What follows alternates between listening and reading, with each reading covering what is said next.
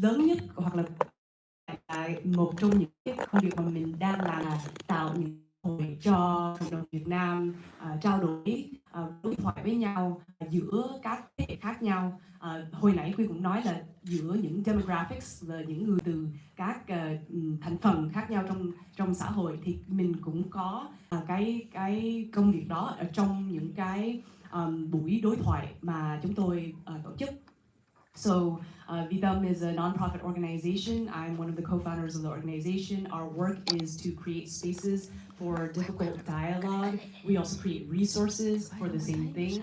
And when we talk about creating spaces for dialogue, we mean that to be within the global Vietnamese community across differences, across demographics, and across generations. So right now, because of our topic is about generational gaps, I'm going to focus a little bit on that. So this is one aspect of our work, creating spaces for intergenerational dialogue. Đầu tiên thì Quyên muốn nói một chút về cái buổi đây là không có phải là một cái buổi đối thoại, nó là một cái chương trình mà chúng ta tổ chức tại Little Sài Gòn năm 2023 cùng với SPTN. Thì quý vị nếu mà nhìn ở đây thì chúng tôi có 1, 2, 3, 4, 5, 6, 8 người và hoặc 7 người từ 4 thế hệ khác nhau. Và ngày đó thì chúng tôi chia sẻ những cái câu hỏi về các đề tài sôi nổi ở trong cộng đồng Việt Nam, và mình đã mời các tham dự viên trả lời những cái câu hỏi đó. Và sau đó là chúng tôi cũng tạo cái cơ hội cho một số anh em ở trong cái buổi này trao đổi chung với nhau. Thì quý vị nhìn ở trên đây thì thấy một anh trẻ là một người comedian tên là Andy đang trao đổi với giáo sư Huê. Thì có thể là một số quý vị ở trong ở đây có thể biết đến cả hai người đó. Thì đây là một cái ví dụ cái loại công việc mà Vitam tạo ở trong cộng đồng. Sau đây thì Quyên muốn nói một chút về cái chương trình mà chúng ta đã tổ chức trong mùa hè vừa rồi. Từ tháng 6 tới tháng 8 năm 2025, chúng ta đã tổ chức một chương trình gọi là Nói và Nối. Nói có nghĩa là nói chuyện, nối có nghĩa là kết nối. Thì cái chương trình này chúng tôi đã mời những cặp đôi từ khắp nơi nước Hoa Kỳ, có thể là một người bố với một người con, một người bà ngoại với một người cháu, hoặc là có thể là hai người là bạn chung với nhau nhưng mà từ hai thế hệ khác nhau. Thì chúng ta đã có sự tham gia của 24 người ở trong cái chương trình này. Thì quý vị nếu mà nhìn ngay đây là một anh tham dự viên trẻ nhất ở trong chương trình này. Anh đó là 21 tuổi. Xong rồi ở trong đây cũng có một người bà ngoại là 85 tuổi hay 86 tuổi. Vâng, thì trong cái chương trình này thì chúng ta đã dùng những cái quyển sách, phim tài liệu để tạo cơ hội để các bà ngoại và cháu, bố con, mẹ con thảo luận về những cái đề tài của người Việt Nam.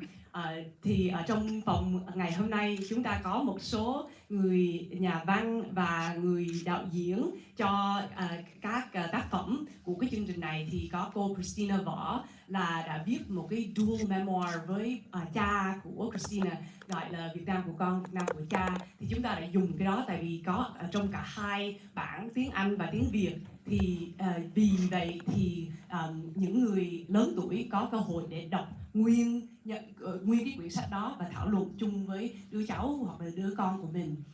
Cũng có người đạo diễn Fred Lê của một phim tài liệu gọi là The Empathizer, một cái phim tài liệu nói về các người trẻ mà đi về Việt Nam sau này và cái suy nghĩ của các người trẻ đó. Và cuối cái phim đó cũng có một cái buổi trao đổi giữa Fred và mẹ của Fred.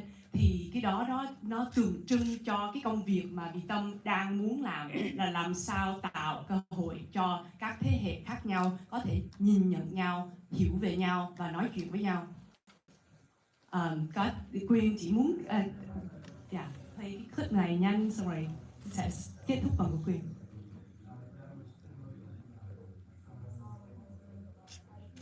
Thì quý vị thấy là cái cách mà chúng ta tổ chức những cái buổi đối thoại, chúng ta rất là thích làm những cái format nó không có phải là một sân khấu và rất là nhiều người đang ngồi ở dưới sân khấu, mà ở trong trường hợp này là Jason điều hợp một buổi nói chuyện ở Georgetown là mới tháng 9 vừa rồi, và ở cái buổi đối thoại này là có cái sự hiện diện của rất là nhiều người veterans. So at this talk that we organized in September 2025, we had small breakout groups and a large number of the participants were veterans, and we were able to collaborate with documentarians as well as an organization called Missing Pieces, which gathers artifacts of people related to the Vietnam War. And from there, Jason coordinated and facilitated conversations between the groups that participated.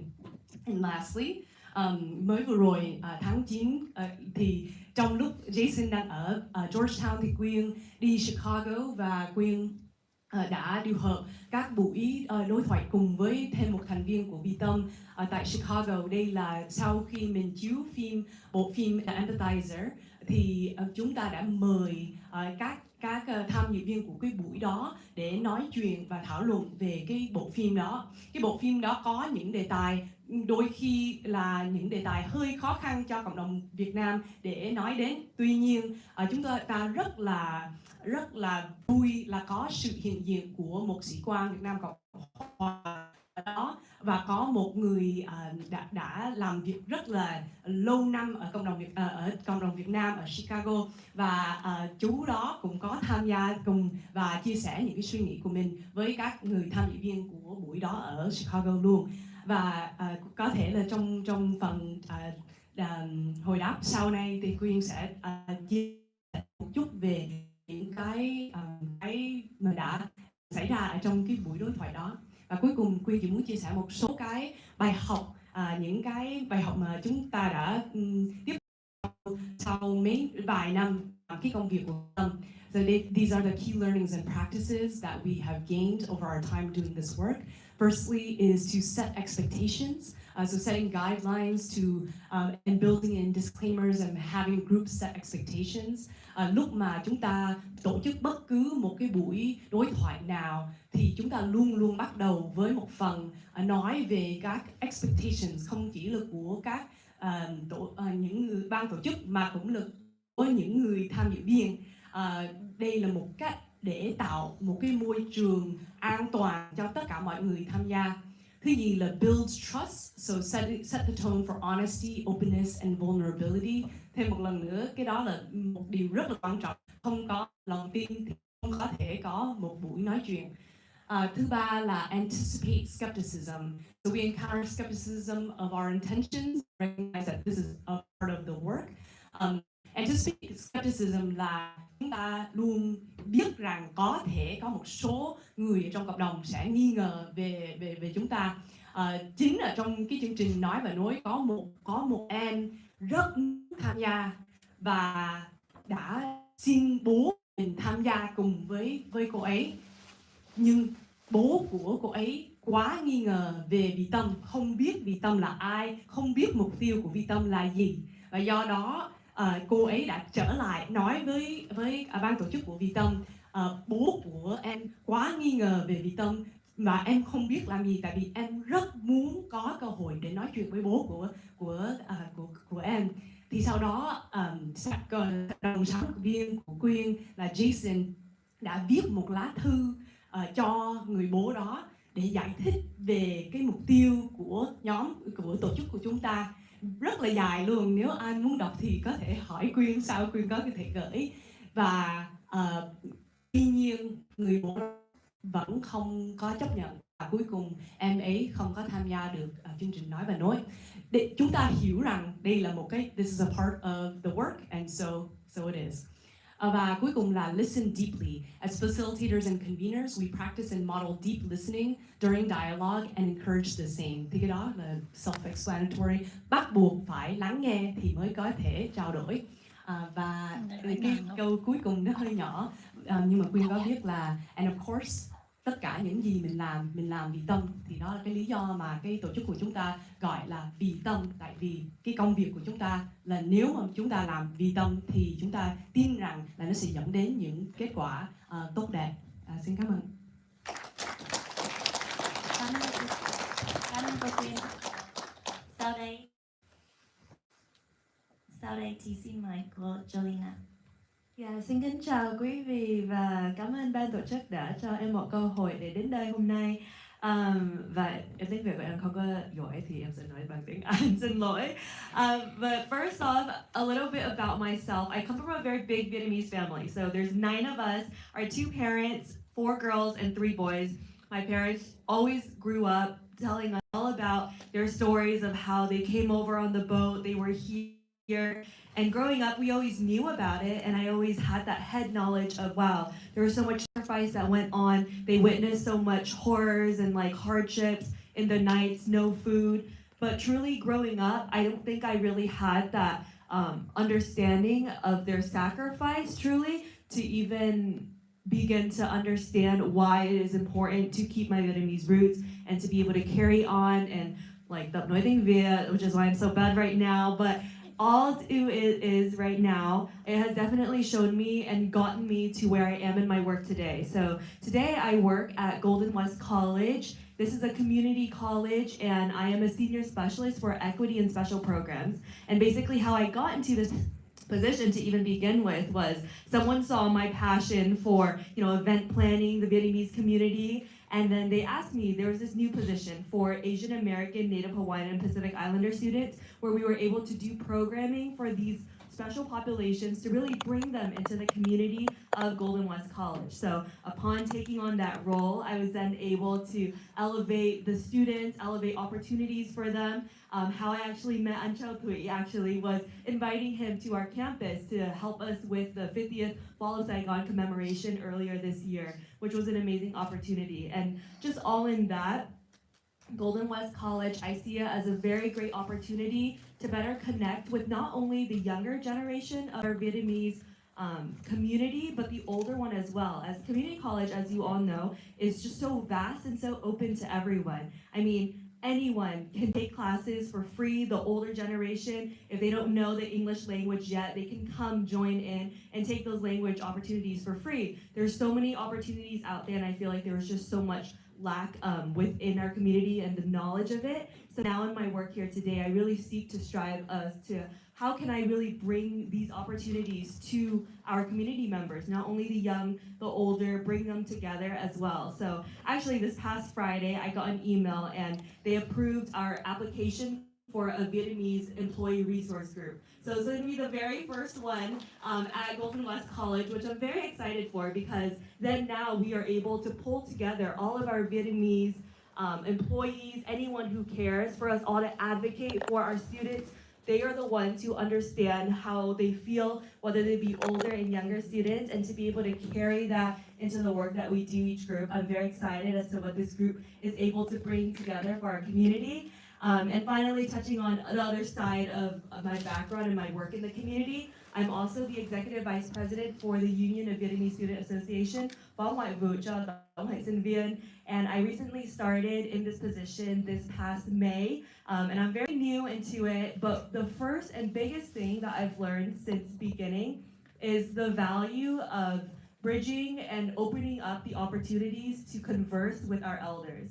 I think the biggest thing that I came into this position with was that, one, I could see how burnt out my generation was. We all have work, we all have school, we all have so many hardships that, it's just hard to balance that while doing all the community work to be able to, preserve our Vietnamese culture, host a Tết festival, like all this stuff takes a lot of work.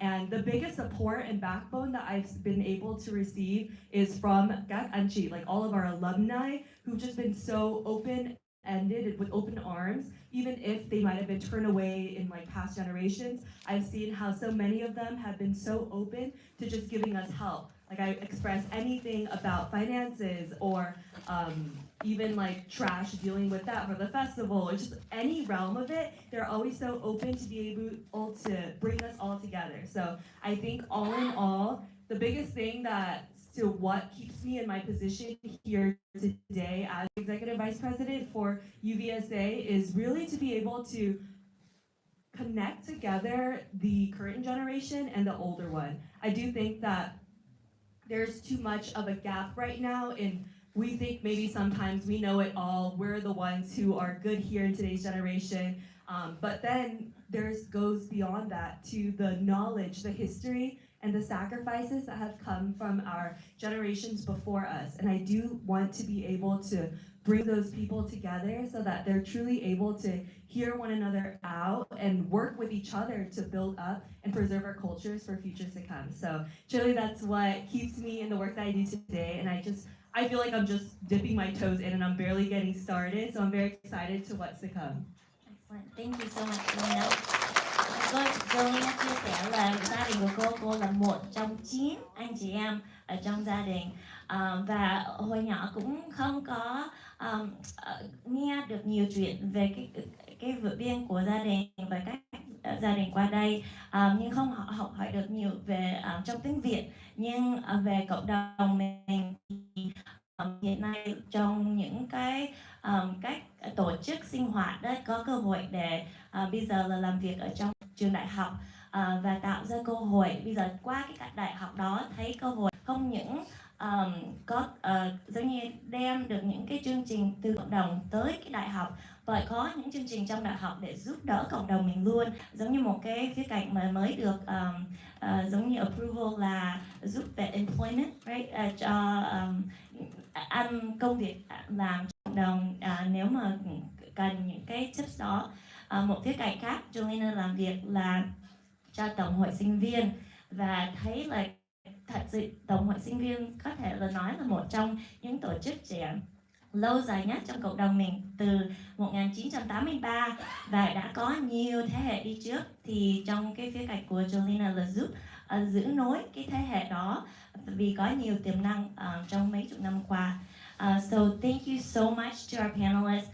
I think you've all heard also the threads of how our family have shaped the activism and community organizing that all our panelists have come to the programs that they have. With the limited time that we have, I'd like to just specifically discuss some of the aspects of each of your work to go a little bit more in detail. We'll maybe stick to English, and if we have time, try to translate, or if you'd like to bilingually shortly translate in Vietnamese. But the first questions I'd like to partner between is for Dr. Pauline and Jolina. Regarding language is often tied to belonging and identity. How can Vietnamese language education or the youth cultural organizations help bridge generational divides and sustain that cultural pride for future generations? Thank you so much for the question. I do think that Vietnamese language, as you said, is so powerful in preserving anyone's culture. And I definitely see how stepping into the Union of Vietnamese Student Association, we do everything in English, to be honest. And that's something that I'm always trying to push with everyone, like, oh, let's just do like a little bit of Vietnamese culture corner this week, or we can try to bring in one of our alumni who could do a cultural workshop for us so that we could learn a little bit more. But all beyond that, I know that there is truly no like long-term change unless it comes from the heart and the will inside from ourselves. And I think that being able to cultivate the own willingness from one's own desire to truly want to learn the language, to truly want to just take on that challenge, even though it's so awkward. Like I can go home và tập nói tiếng Việt với bố mẹ và con ngưng lại tại vì like không biết nói chữ nào like kế tiếp. So I just stop and I just don't know what else to say next. But it's being able to persevere through that and continue to try and continue to, foster that kind of understanding and go through that awkwardness, I think is when growth will finally occur. And with the UVSA, I do think that we are trying to create more initiatives. Right now in the works of it is something on social media. So something that the young people are great at is social media, getting everything out. So being able to do an interview series with older people within the Vietnamese generation to hear what they have to say, being able to save their stories, like so much of what has been said throughout this entire as well, I think is one of the small initiatives that we're trying to start off, just to be able to showcase what they have carried on with them, and then for our younger generation to be able to hear that as well and feel inspired for it, because I think there's so many nuances in everyone's stories that we'll be able to learn from, but that's one of the projects that we're trying to work on right now to be able to preserve the language and the culture. That's a great project. As well as you bring up as your own personal experience, the physiological process to even learn Vietnamese, right? The kind of like hesitation you feel. So in addition to the question I asked, Dr. Pauline, in your experience too, teaching youth, like do you notice any struggles that they also have? Yeah. Thanks for the question. Populations are changing. Students are changing year by year. And at my school, every year we also have recent immigrants coming from Vietnam every year. And so then when I say I teach a diverse group of students, and my program, the teachers in my program teach a diverse group, like I can start with just Vietnamese, and that's already diverse. I teach the pathway for students who are newly learning Vietnamese, the ones who never got the opportunity to learn, even in our community where there's so many rich resources, weekend schools, temples, churches. But then when I teach, I always think about, in our conversation earlier, the ordinary kid. The kid who grows up in a working class family and their only access is through school. And so then they come in with, honestly, anxiety, right? Because oftentimes, and this is throughout not just my experience in teaching, but also growing up in the community as a second generation. There's the messaging that if you don't know Vietnamese, you are not Vietnamese enough. There's also what I've noticed over the years in my role is that the community sometimes, or their families sometimes give the messaging that Vietnamese is not as valuable as other languages, and therefore that's something you should leave behind.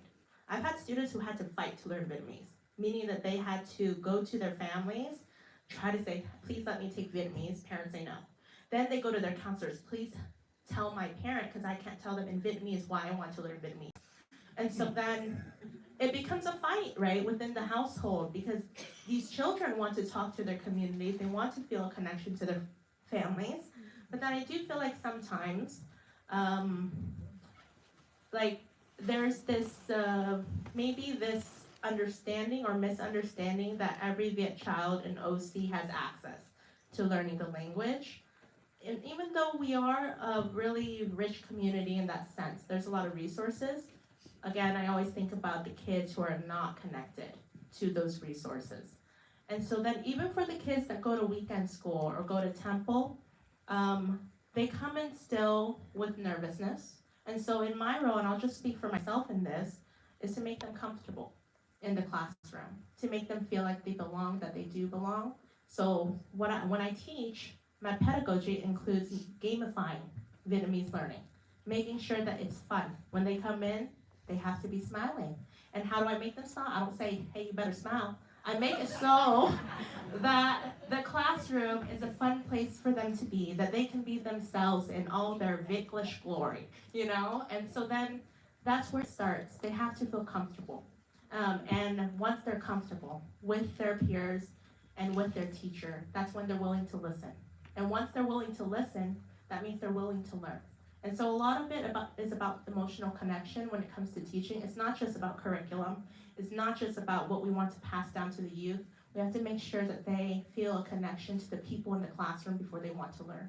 So that's my strategy. And then when it comes to community work, me going to meetings late at night just to like find out like what are volunteer work available for students, it's because I want them to get out of their bubble. Learning language, we cannot learn in isolation. The Vietnamese language will not survive if all I do is stay in the classroom and model that for students. So then I try to model, okay, hoạt động cộng đồng. Let's go. Let's help the community. I want you to reflect what's going on in this situation. Just 2 days ago, my colleague brought students here just so they could, one, learn more about history, learn more about the efforts of those, honestly, who have come before. I know that the privileges that they benefit from now, it didn't just happen out of nowhere. It comes out of hard work and sacrifice. And so, yeah, it's all about connection, building those connections in the classroom and beyond. Thank you, Dr. Pauline. And the presence of the students on Friday was just so meaningful, hearing their questions, hearing where they wanted to learn about their roots. I have a question now I'd like to span back to Dr. Pauline, but also chị Thu Hà and Tracy, because you all kind of work within spaces that attempt to gain visibility for our community, right, in the public sphere, but also communities that are marginalized. I wanted a chance to see if you could share what are communities that you notice that are not reflective enough within our general bigger community, how we can help in that regards, and our responsibility to kind of collectively work together and uplift our whole community. So yes, whoever would like to start.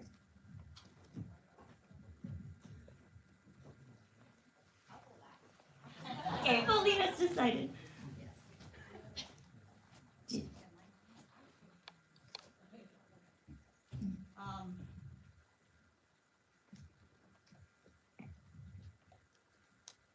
Can you repeat your question? Yes. You were like all three of you have spaces and places to bring visible members in our community and bring our culture too to the bigger community. In your places, what communities may not be visible that you work with that would be helpful for us to know, so that we can start reaching out and also like uplifting as well.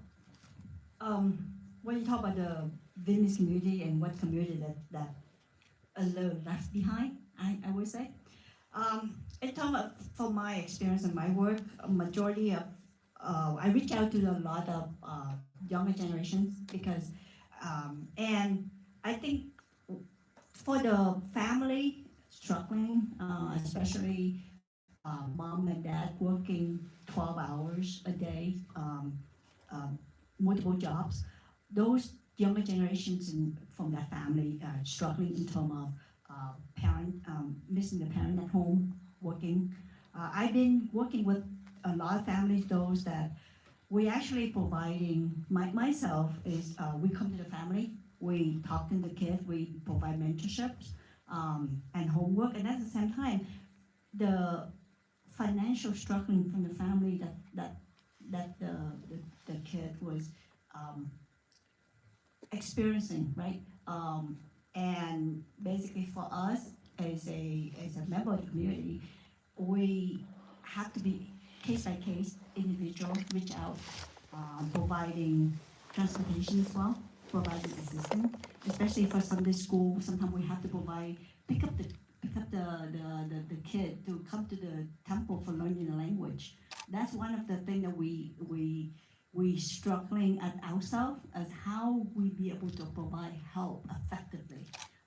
And many has not been reached out because culturally they, and the parent don't want to speak, I was sharing the story and sharing what they're struggling day to day. And that is also our struggling is teachers, is myself as a community member. How we do that, and we continue to work collectively with different organizations and provide that assistance. Thank you. I think there are a lot, but what I'll focus on is the Vietnamese senior mobile home resident community. So I don't know how many people are familiar with this, but our elders are losing their homes at higher rates than we've ever seen it. So if you drive down Bolsa, you drive down Brookhurst, you're gonna see homeless Vietnamese seniors pushing shopping carts by themselves. I just saw one the other day in the rain. They dropped their stuff, and it was like right down the street where I live on. So what's happening right now in mobile home parks across Orange County, and especially in Little Saigon, because a lot of seniors are the ones that live a majority in these mobile home parks. What's happening, especially in Santa Ana, is that after rent control passed in 2021, the landlords are not very happy about that. The people who owned the mobile home parks were very upset. And these are people who don't even live in Orange County. Some of them live in Arizona, some of them are corporations, and they didn't like that, they couldn't raise rents for these seniors more than 3% anymore. So before that, they were raising rents by $200 a year, $300. One of them I saw even try to raise rents by $500 a year. And so because they're not able to just straight out from their homes, what's happening in some of the senior mobile home parks is that they're starting to issue what's called infraction notices, where they pick out a specific part of the mobile home and tell them they need to repair it within 7 days, or else they can start eviction processes. So one senior, he's in his 70s. He's very fun. He's the one that, where is he? Is he here today? It's not. I'll tell him all about this. We're currently supporting him right now. We've been supporting him for the last 4 months. They want him to repaint his entire house, repair his entire driveway, remove all the potted plants that he has, fix the skirting alongside the mobile home, and redo the entirety of all the plants around his house. A 70-something-year-old man. And they want him to do that within 7 days. And so, you know, the landlords, they're nice sometimes, they're understanding, so they've been giving him extensions, several more days, and then a second warning comes, 14 more days, and another warning comes. Their Rises has had to help out senior residents move out of their homes that they lived in for over 12 years because they couldn't respond in time to these infraction notices, these violations that are completely unjust, these don't make sense. I don't think anyone here can repair an entire driveway alone, let alone like a 70-year-old. So it's taken several months now. We're almost done addressing everything. But one of the cool things that we've been able to do actually is through our youth program, we have one of the youth leaders. She's a club president at her high school. She brought out a team of 20 youth, actually one day, to help fix up the mobile home that he lives in. And it wasn't enough for one day, so we came back 2 more times. And then tomorrow we're actually going to go to his house again because the workers from the laborers union are going to come and help repair the driveway because there's no way we could afford it or we can do it ourselves. But I think this is something that I wish was talked about more often. We always talk about honoring our seniors. We always talk about loving our elders and what they sacrifice, but we ignore a lot of what's happening right now to them. And I think it says a lot, the most about a society, the way they treat those that are most vulnerable. And so right now, our elders are losing their homes. And one time, a friend, he was a senior, he told me that they're not dying because of health issues, or something physical. They're dying because they have anxiety and depression, and they're worried about whether or not they can actually live out the rest of their days in their own homes. So this is constant, it's ongoing. There's actually so much in the media that talks about it, but I don't really see our leaders talk about it at all. I don't see our leaders support rent control. Hopefully this space is an opportunity for us to collectively, right? Sometimes I'm hearing these stories for the first time. So thank you for sharing this specific issue that's affecting our neighborhood. I would say that Thai fan who spoke yesterday is a really great example of someone who does that. But I'll tell that later. Okay. And Dr. Pauline, in the schools, what are you seeing? Can you repeat the question? Yes, no problem. You wanted to go last. It was about sharing with us, making visible communities that you work with that we don't know that need the types of assistance. So G2HA gave the example of even just transportation to schools to give them the access, right? The means, the vehicle. And then Tracy provided the examples within just probably a few blocks down from us, the senior community that really needs that help to just have a home. And how about for you, your students, any groups that need visibility?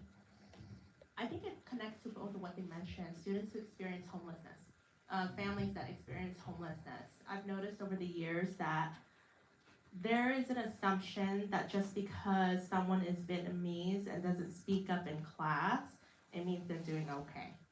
So over the years, the ones I've noticed who, for lack of a better term, fall through the cracks are the Viet boys who come from single parent households who are fighting poverty. So how can they worry about school? How can they worry about career, right? If they're on the brink of losing their home or losing their families. And these are all Vietnamese people, by the way. I'm not even touching on other communities at this point. So poverty is still an issue, because how can they focus on school if their day-to-day life is at risk? And so then I always think about them when I'm teaching. And I think there's been a lot of improvements over the year. For example, the school I teach at, Westminster High School, is a community school now. So a few days ago, we had food donation drives for struggling families in the district, and our school was one of the main distributors. So not only are we a school, we're a food distribution site at that point. And so then I think there's been more support over the years, but I guess the important thing to remember for the community to know is that they need to continue to voice for these needs. Like, just because it's here now doesn't mean that it'll stay. Right now it's helping families, like these services are helping families, but it's all contingent on funding. It's all contingent on whether or not there's enough money to support these students. And honestly, that's the main thing I have in mind right now when it comes to vulnerable populations. If we're talking about vulnerable from cultural, like the lack of just cultural extinction, then there needs to be continued support for Viet language education, and narrative has to start from the home. That Vietnamese is valuable. Because students that come into my classroom, they want to talk to their grandparents, but they're also fighting the narrative that they hear that Vietnamese is not as valuable as Spanish or as English. And so then when they come to my classroom, I have to convince them that yes, it's valuable, because if you have access to language, then you have access to culture, really. Because then if you only know English, in reality, there's a lot of resources where students now can learn about culture. But then if they don't know what it means, now that there's a whole omission that happens. And they don't know that. They don't know what they don't know. And so then that's why if we're talking about vulnerable population, I'm saying overall, if there's a lack of support of Viet language education and the growth of Viet language education in mainstream, then what's at risk is that we will be like other immigrant communities that came before, where there's cultural disintegration over time. And we don't want that. I don't want that as a second generation person, and I don't think as a community we should want that. Right. And that culture disintegration is tied to language, but also different viewpoints and ways in which we communicate with one another, right? And so, your work really, through Vitam, tries to hold space for disagreements and the complexity within our communities. What practices of listening or dialogue have you found most effective in bridging those differences? Thank you. Thank you.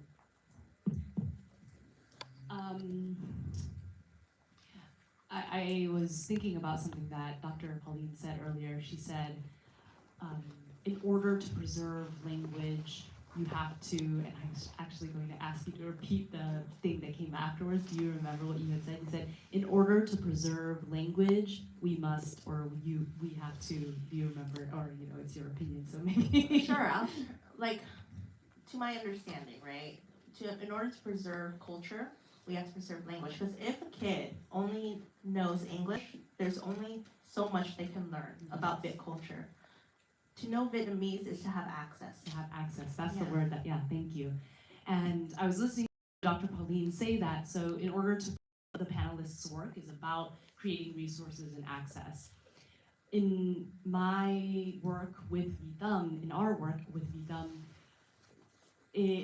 we are working to tackle the step that goes past that. So what happens if you have an entire populace that all speak Vietnamese language fluently? Does that mean we are going to be able to resolve all of our vision for Vietnam and Vietnam America? No. I have a few people in the crowd already nodding no, or shaking their heads no. And so I absolutely agree with the sentiment that in order to preserve culture, you must preserve language. But I also believe that in order to preserve culture and to preserve history and to understand each other's perspectives throughout history, including in the present, you must do more than that. So having language skills, so kỹ năng ngôn ngữ, right? Cái khả năng nói tiếng Việt hoặc là bất cứ ngôn ngữ nào, tiếng Anh, tiếng Việt Nam, là một cái kỹ năng mà chúng ta nên có để có thể tồn tại cái văn hóa của con người Việt Nam. Nhưng thêm một cái kỹ năng mà Quyên quan sát là thấy ở trong cộng đồng của chúng ta rất hiếm khi có thể là Quyên chưa bao giờ nghe ở trong cộng đồng của chúng ta nói đến cái này là cái kỹ năng hoặc là cái thông minh về cảm xúc. So emotional intelligence, I think, is something that is missing from the conversation, particularly in the Vietnamese community. I mean, I think it's present everywhere because I work with people from all backgrounds, and oftentimes they have not had an opportunity to understand emotional intelligence. And lúc mà chúng ta nói về thông minh về cảm xúc thì chúng ta đang nói về nhiều cái điều khác nhau. Thì ở trong cái công việc của Vi Tâm, chúng ta hiểu rằng tạo cơ hội cho một nhóm người, có thể là những người có những cái suy nghĩ rất là khác nhau, những cái quan niệm rất là khác nhau, ngồi trong một phòng, sau mình đặt câu hỏi và cho mọi người thảo luận về cái hoặc là tranh luận về cái đề tài đó. Cái đó là một cái việc đối với nhóm Vi Tâm hơi nguy hiểm.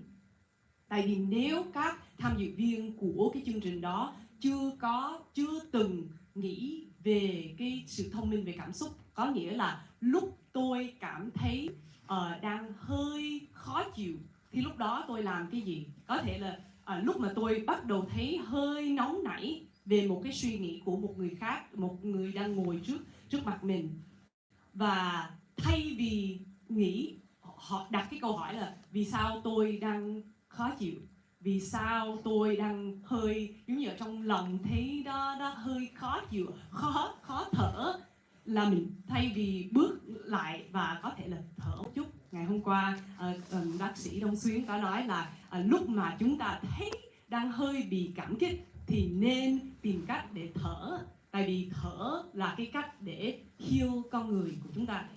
Thì thay vì làm cái việc đó thì rất là thường xuyên là mình bước vào cái đó, mình thấy nóng nảy và mình tiếp tục nóng nảy và giống như là nêu ra cái suy nghĩ của mình.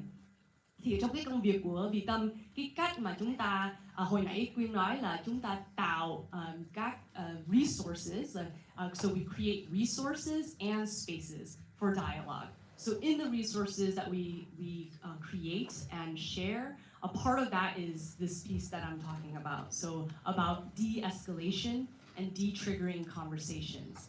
And the reason we do that is not just because I think emotional intelligence is cool, but because Quyên thật sự tin rằng nếu mà chúng ta chưa có tạo cái lòng tin, cái sự tin tưởng giữa nhau thì chúng ta sẽ không có khả năng để lắng nghe cái suy nghĩ của những người đối tác của mình.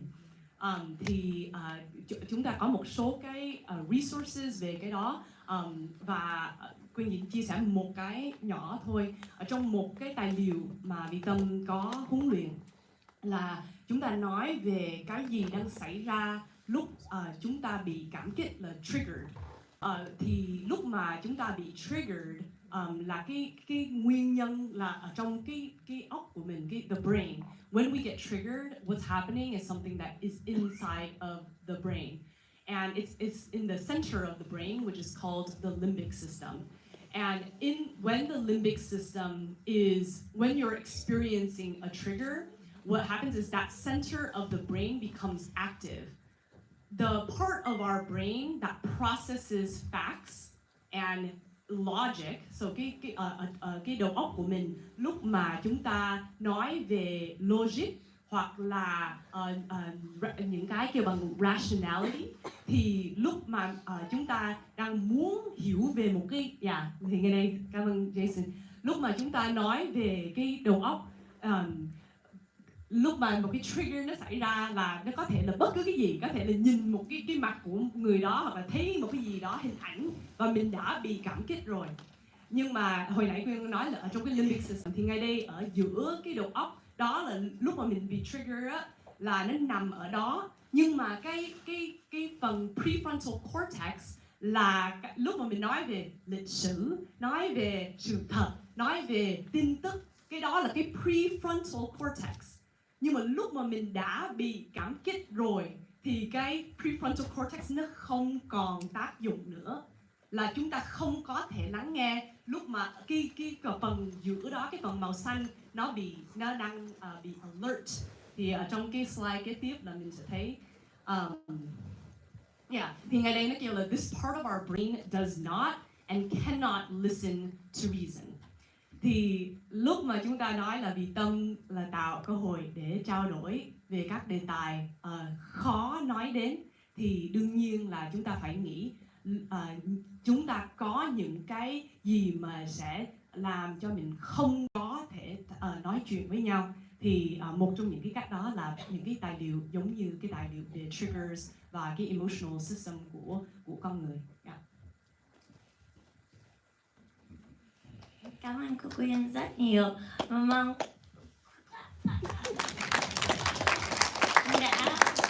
thank you for offering such a useful framework for us to understand what's going on through our own minds and bodies. So I'm sure each of us have experienced these different challenges in various conversations we may have had with individuals and how we even want to work within the community. Angelina, maybe just to pull you in terms of your experience with UVSA, even though you're new, any kind of challenges that you're noticing, because you're working with really the next generation, that you see are challenges or aspects that might incorporate some of the component parts we've discussed so far. Thank you so much. So yes, 100%. I see a lot of issues that we have came across when working with Hoyts and Vian and just being able to truly preserve the culture for the future. Number one being lack of knowledge ourselves. I think if we don't know the language and we don't know the true culture and the history behind it all, how are we supposed to be the ones to really inspire others to take notice of it, to inspire others to then learn about it and then pass on that knowledge? I see a lot of the passion that comes from the younger generation, me included, but I also see how without the inclusion of our older alumni, our older people within the community who do have that experience and do have that knowledge, we truly won't be able to learn what it is that we want to be able to learn to then pass it on for the future as well. So I think that most definitely when it comes to understanding the idea of sacrifice and resilience within our Vietnamese community as to how they even got here, that's like the biggest idea that kind of I keep with me in everything that I do, just because when it comes to that sacrifice, the idea of sacrificing not only for your family, for your community, it truly changes the way that you work and that you look at things. And I think that today in America, we are like truly blessed to have everything almost like handed to us. Everything is here,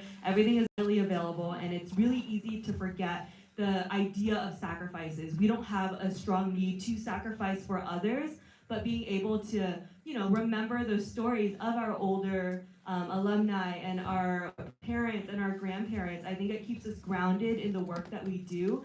So in all, I think it just comes down to one, staying humble and wanting and asking to learn more and being open to receiving it whenever it is that it does come to us. So truly, I think that there's so much opportunity, and this is an open invitation, but the Hoyts and Vian would truly love to work with anyone and everyone who is always willing to lend an ear, lend a hand to us, because we're always seeking to grow, especially with the upcoming Fet Festival, everything that we're doing, but there's truly so much opportunity for work with the community here.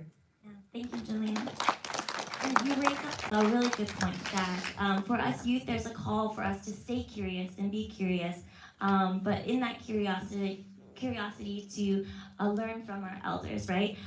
With that, going back to kind of the concept that Jitu had mentioned is to have compassion, because to have that generational bridge is for all the generations to be compassionate with one another when there are gaps of knowledge, when there are misunderstandings that arise. So as we near the end of our program, almost just this formal Q&A part, I want to ask all our panelists, what gives you hope for our next 50 years that we may have together? Looking at it from your respective lenses, what gives you hope?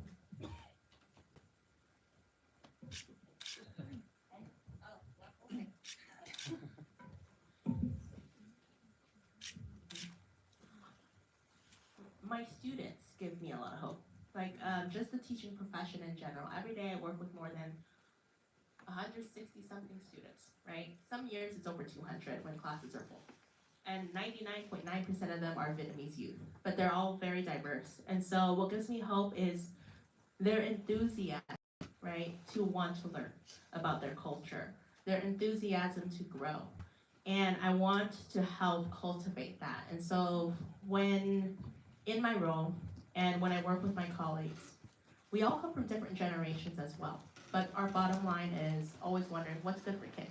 What's good for kids is making sure that the classroom environment and learning Vietnamese is a safe place to learn as much as possible, right? And then what else? Honestly, I find joy in helping cultivate students' confidence in themselves when they have connection to their culture, when they feel more proud about being Vietnamese, and then when they take on leadership opportunities on campus. For example, our school campus, we've had a Vietnamese American Culture Club for many years. At this point, it's over 20 years. And the students there, they collaborate closely with Tin and Performing Arts because our teachers also train students and young people from when they're very young. But this past year, or the past few years, there were more students who were more interested in community service side of things rather than performance. And so this past year, they started their own club, Viet Program Committee, where they focus more on community service. So then there's the fact that they have the confidence to take on more leadership roles and to build spaces for themselves. That's what gives me hope. And yeah, that's why I continue to do the work all I do. And if all goes well, 35 years of teaching, that'll be fun. Thank you.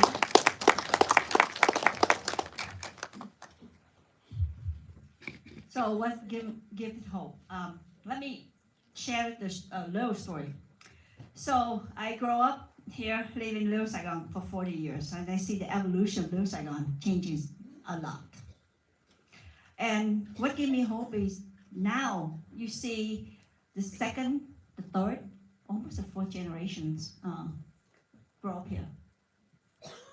But if you look across for the past 5 years from high school, almost every single high school in Little Saigon, especially the Vietnamese American the students, they forming the club.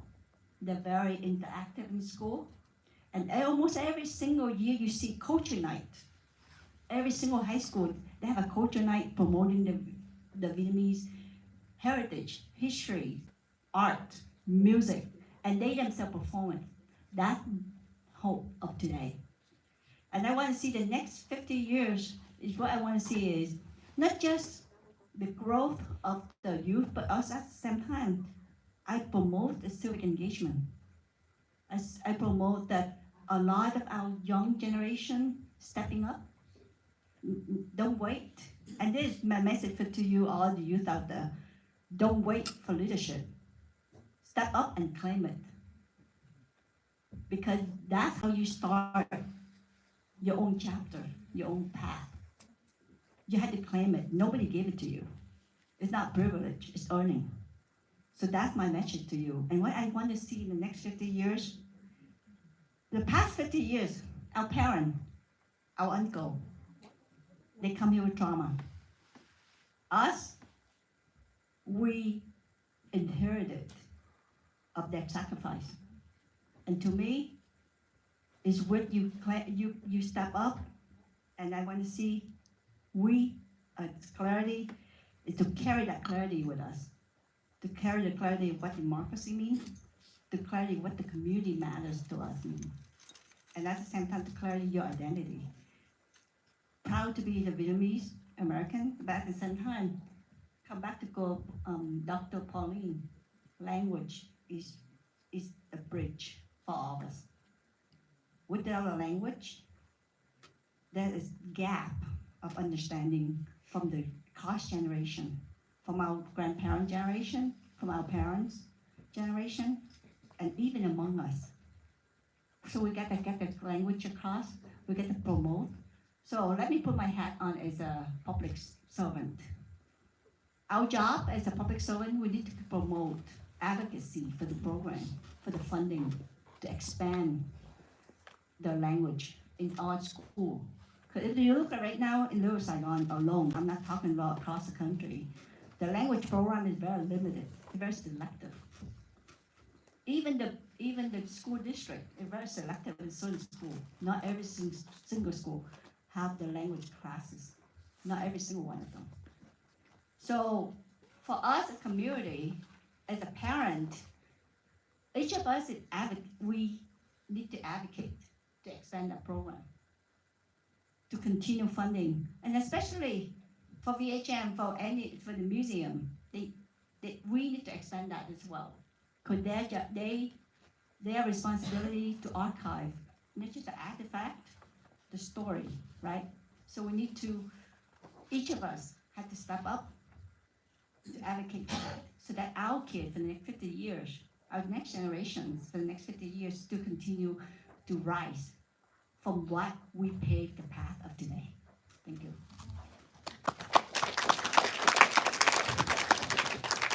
So what gives me hope right now are people in our community who are standing up to the status quo, standing up against systems that have not worked for us, standing up to systems that are making it costlier to afford our homes, and are no longer just accepting what they're told to believe in or told to do, but asking why, or asking, isn't there something different happen? And so I think about people like my friend Gui, who passed away. When we were in that meeting at the senior mobile home residence home, he said that these landlords were exploiting our seniors. These greedy capitalist pig landlords is what he said. I didn't say it, but I heard a 65-year-old senior say that among a group of other seniors. I think about the late great journalist from Daily News, Nan Yao, who reached out to us when we were organizing rent control and said what we were doing was really, really good and that we should be proud of ourselves. I think about one of the students that brought out that group of high school students to help with Joe Michael's house. It was a young girl. She brought out a group of 12 people. 10 of them were boys. This young woman led a group of boys and got them to volunteer and do great work. And then I think about our canvassers like Vicky, who went door to door, talked to our neighbors about immigration, about the economy, about housing. And she took what they said to her at the doors and shared it at City Council, the public comment. And it was beautiful, and it ended up, leading to the first time Garden Grove City Council ever passed a resolution about immigrant rights. So those are the people that really, really give me hope. These individuals, these heroes, these amazing, incredible organizers I get to see and work with every day, and who have, passed on, but their memory still lives with us. Thank you. What gives me hope? I'm going to try to do this very quickly. Three, groups. First is every person I've talked to from the organizing committee at the Viet Heritage Museum and of this program have been just extremely open-minded and receptive to opening up the conversations that we long have not had in the Vietnamese community. I think 10 years ago, if you went to a conference about the Vietnam War, we wouldn't have had a panel where we have 3 people from the arts, from psychology, and from an organization that is serving those who are impacted by the criminal justice system and at risk of detention and deportation. That's something that we did yesterday. And I can see in the faces, in the conversations of the people that I talk to, who are deeply committed to preserving memory and history and culture in this community, and also really open to figuring out what's the way to do this that is inclusive and is going to ensure all of us to be a part of it as we move forward and grow together. So that's the first. The second is 2 months ago when I was in Chicago and we were doing the breakout groups, I didn't know what to expect. The filmmaker actually told me when the Sĩ Quang Việt Nam Cộng Hòa came up to him and introduced himself, he was like, oh, I'm kind of nervous about the post-screening discussion. And when we held the discussion, something else unexpected had happened. There were 2 young people, non-Vietnamese, who were in the circle who shared that they were communists. And that happened in the circle that I was in. And cái người bác sĩ quan Việt Nam Cộng Hòa đó ngồi đó và lắng nghe trong cái thời gian mà cái nhóm của chúng ta đang thảo luận. Và Quyên biết lúc đó là chắc là người bác đó có một vài lời muốn chia sẻ, nhưng mà thay vì nhảy vào và nói chia sẻ suy nghĩ của mình ngay lập tức thì bác lại ngồi đó và lắng nghe cho cái thời gian mà đang thảo luận. Sau rồi gần xong cái phần thảo luận thì bác mới giơ tay lên và nói là bác muốn chia sẻ vài lời. Thì lúc đó bác mới chia sẻ với nguyên nhóm là sau 35 năm bác không có đi về Việt Nam, nhưng sau 35 năm đã quyết định là muốn về Việt Nam.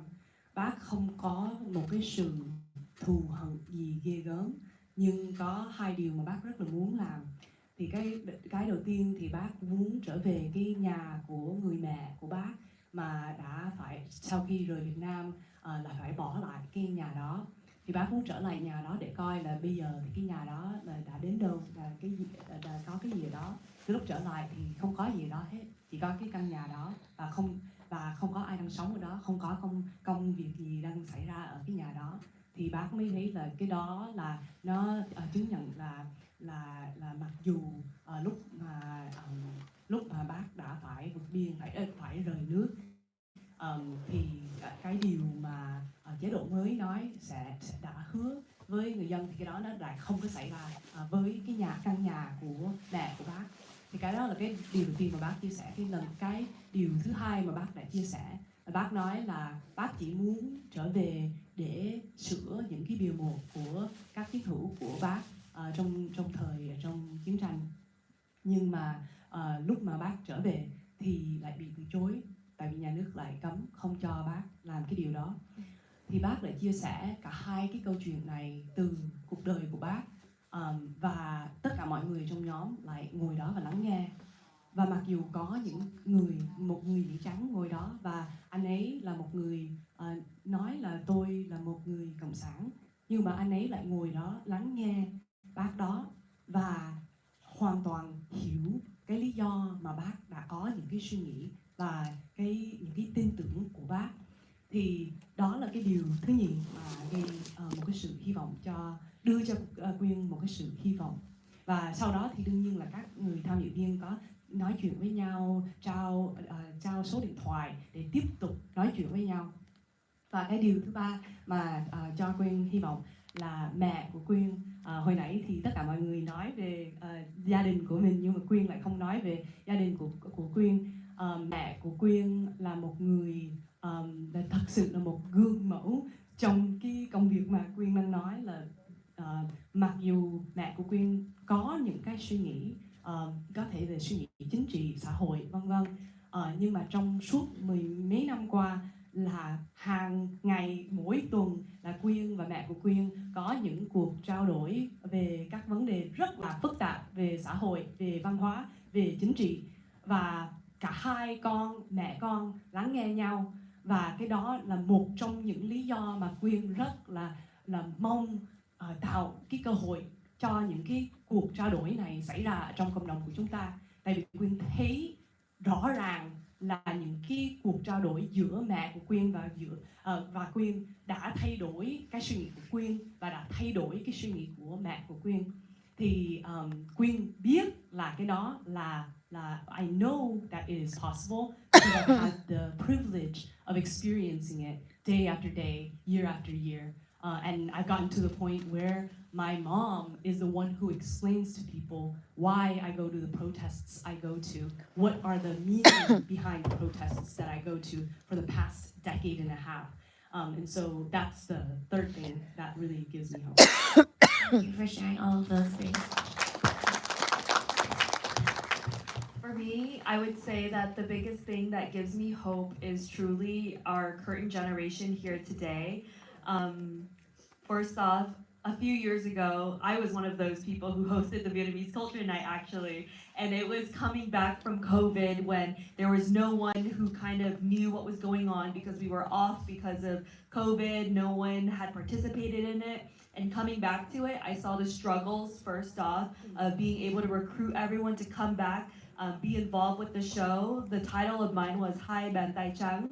So really talking about the story of how my grandparents came over here with nothing and was able to build up so much for our family that we had here today, but then also being able to bridge the understanding between our two generations with just the language barrier and everything. So one, I see so much creativity, so much light, so much life from our current generation here today, and willingness to be able to step up, get involved, and just take responsibility of being able to preserve our culture for the future. Working alongside Dong Hoi Sin Vien with planning this upcoming That Festival, I see how we've been able to recruit 20 directors, hundreds of volunteers to plan this 3-day festival that truly is 100% volunteer based. Everyone here is out committing their time hours a week from now, like months before, all the way up to the festival in February, which my first time planning this, so everything was new to me too. I was like, wow, like everyone is so willing to sacrifice their time,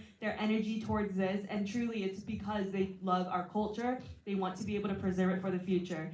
And the second aspect that I wanted to talk about as to why I see hope is truly from the generation older that comes before us. Các ông bà, cô chú bác who sit here today with us who have not given up on us. I think that there truly is so much difficulty when it comes to, trying to tell someone something, but then maybe not getting a good response back. My parents trying to teach me Vietnamese, but then me not wanting to take it back. My dad telling me to go to this event, go to this museum, go learn about this, go watch this movie, but me pushing it away, but then never giving up on us, never seeing that this is something that I'll just let go of, it's okay, we can just move on to someone else. I think that because the older generation before us has had so much resilience and perseverance in them, that's truly why we are able to continue to do the work that we do, even if it's not heard from everyone all around us. And the final thing I would like to say is one of my favorite câu ca dao. It's con người có tổ có tông, như cây có cội, như sông có nguồn.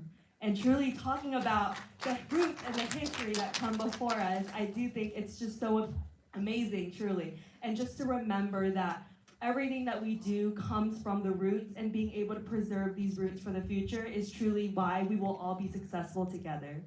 Thank you so much, and what a phrase to end on for us. Common throughout all of your hopes is that willpower, the human willpower to commit to the community, to engage, to be active, and that gives you hope. It gives us all hope. And I hope also that hearing the stories, the projects that each of the panelists have been engaged in provides us more ground on the different areas and communities that we can continue to help be involved in, support, and in that spirit, bridge those generational divides and look towards our future. So as I open up the space for a discussion amongst everyone, I hope that we continue on this conversation with that spirit in mind. We are close to time, I'll extend a little bit more, but do please keep your questions or comments shorter so that we can ensure we can have everyone. So bây giờ là cơ hội để mời cho các quý vị chia sẻ. Xin mời người đầu tiên đặt câu hỏi ạ. My name is Bùi Văn Phú. I was one of the founders of VSA at UC Berkeley in 1970, late 70s. So I have specifically 3 questions, one for Dr. Paulina, one for Stacy, and one for Dr. Pauline. For the Dong Hoi Sinh Viên, we started in 83, I remember it, one in the north and one in the south. In the north, it survived for about 5 or 8 years. Every year we have chương trình văn nghệ thể thao, sport competition, and at the end there was a cultural performance.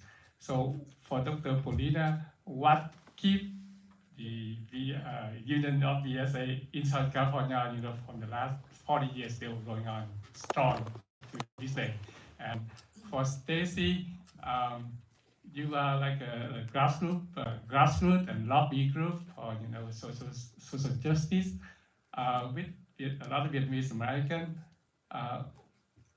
within the group, because of the incident, whatever happened a few weeks ago, what kind of history or what kind of cultural aspect of Vietnam was discussed among the group members. And for Dr. Polina, in terms of the Vietnamese, what kind of Vietnamese, because I was born in the South, I speak, the language of the South in terms of, the language. So there's a lot of debate about, because I'm the freelance journalist too. So when I write for BBC or VOA, some people criticize me because I use the Viet Cong language. So actually, you have any standard in your work in the field here for the student in Westminster to learn? Is it the current language of Vietnam or something not right or wrong, or how you deal with it? Okay, so I can start off. Cảm ơn chú cho câu hỏi và when it comes to Tổng hội sinh viên, I would say the reason why we are still here after, I think it's like 40, we're on our 44th year of the That Festival, so I would say it's somewhere around there for how old the organization is truly because there is just too much beauty in our Vietnamese culture for anyone to not care about it. I think that regardless of the manpower that we have within the organization, there is just too much history, too much kind of beauty behind everything that has happened to occur up to this day, that there will always be someone who cares. There will always be someone who wants to step up, to take the reins, and to be able to go outreach with the community, to inspire the 14 different schools that we work with to continue on in the Vietnamese Heritage Nights, to continue on in the work that they do, the workshops that they do, to bring us all together within our community. And I think that it's also with the support, like I said, I truly love our elders. I love everyone who has come before us, and I attribute so much of our success to them, because without their support in everything that we do, whenever there is maybe less manpower, there's some vacant positions, there will always be alumni who come back to support us in those areas. Alumni who are well-versed in finances, who can help us with our taxes. Alumni who have connections to sponsorships to help us get money to be able to continue to thrive. So truly, it's not just the students who are able to be that backbone in continuing the organization, but the community as a whole, which is why I think that that's like the number one thing about our Vietnamese community is that we all are always there for each other, and everyone will always just support and uplift one another. Thank you for the questions. Those are very, very great, specific questions. So the question you have for me. So I'll say that at Rise, most of the history that we focus on is really based in the United States. So we talk a lot about Vietnamese Orange County. We talk about how Phu Thọ was built. We talk about organizing to call it Little Saigon. There was a push in the beginning to call it Asia Town, to kind of erase the identity of the Vietnamese people and the Vietnamese struggle. We talked to our young people about that. Over time, over the last few years, something that came up a lot in our programs was, we teach a lot about civil rights. We talked a lot about imperialism. We talk a lot about Palestine today and what's happening in Palestine. A lot of young people and a lot of, many generations care deeply about what's happening to the Palestinians and the way that the government of Israel has occupied Gaza. And so young people in our program started to ask more questions like, I never really get to hear anything about Vietnam before 1975. A lot of young people had questions about where they came from. Why couldn't we talk about things that happened before 1975? What was Vietnam's story? We know that Vietnam used to be colonized by China, and then the French, and then Japan. But most of them, pretty much not a single one knew that history of how Vietnamese people valiantly fought for independence. And so every year we do a picnic, every single year, just to celebrate bringing our communities together. We take them to a local park. We bring out vendors. We try to make it intergenerational, and we add a little component to it. And so this year, it's the 80th anniversary of when Vietnam won independence. And so we did our research. We read 6-7 books, and we talked about that history. We wanted people to know facts that we got from these books, facts that were researched. And so that's really what we did. And when we told, it was about a 30-minute session. We asked everyone, have you heard this story before? How Vietnam won independence? Not a single person raised their hand. And we had 50 people there. So that's kind of the history that we tell. And it goes back to how we want Vietnamese people to feel proud of who they are and where they come from. Many more young people are going to Vietnam now, to visit family. I went for the first time ever in late December, and I went with my parents. My parents had never been outside of Ginyang or Saigon before, but I got to go to Hanoi. I got to go to Ohio with them. I got to go all the deep south of Ginyang where they're from, and so that's the kind of connection I want young people to have, and what Viet wants them to have. So we tell these stories because they need to know their past. They need to learn from their past to understand what a better future should look like.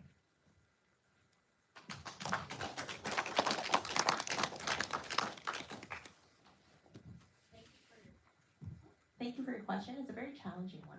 I think, no, for real, it's a very challenging one when it comes to teaching Vietnamese language.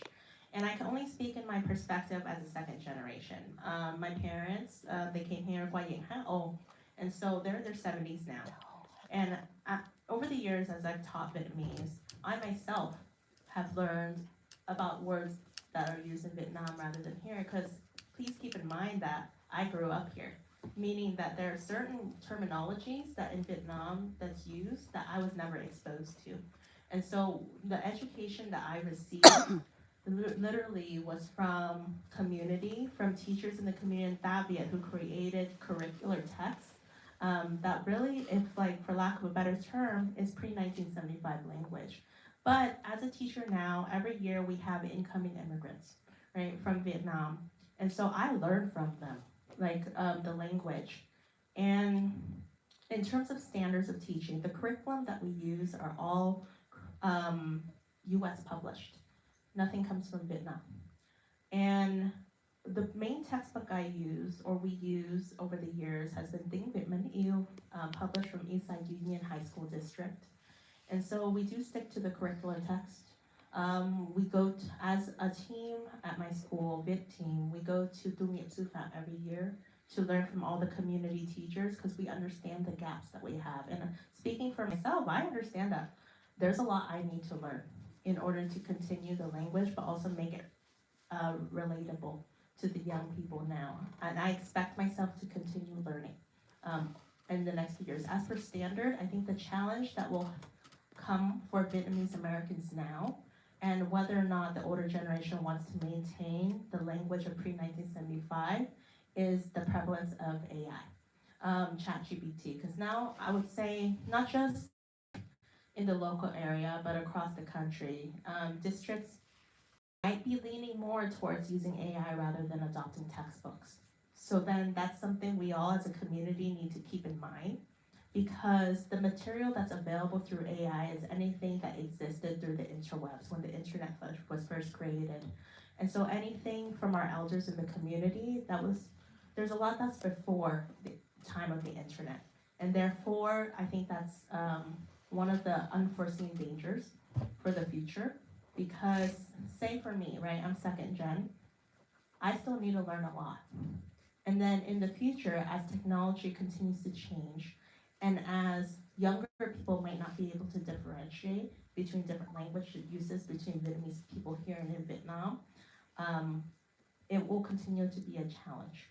And so then I'm here, I'm just learning, growing, doing the best I can, talking to my parents, going to these conferences to know what are the differences. And then when I have students who use language in Vietnam, I tell them what's used here so that they know.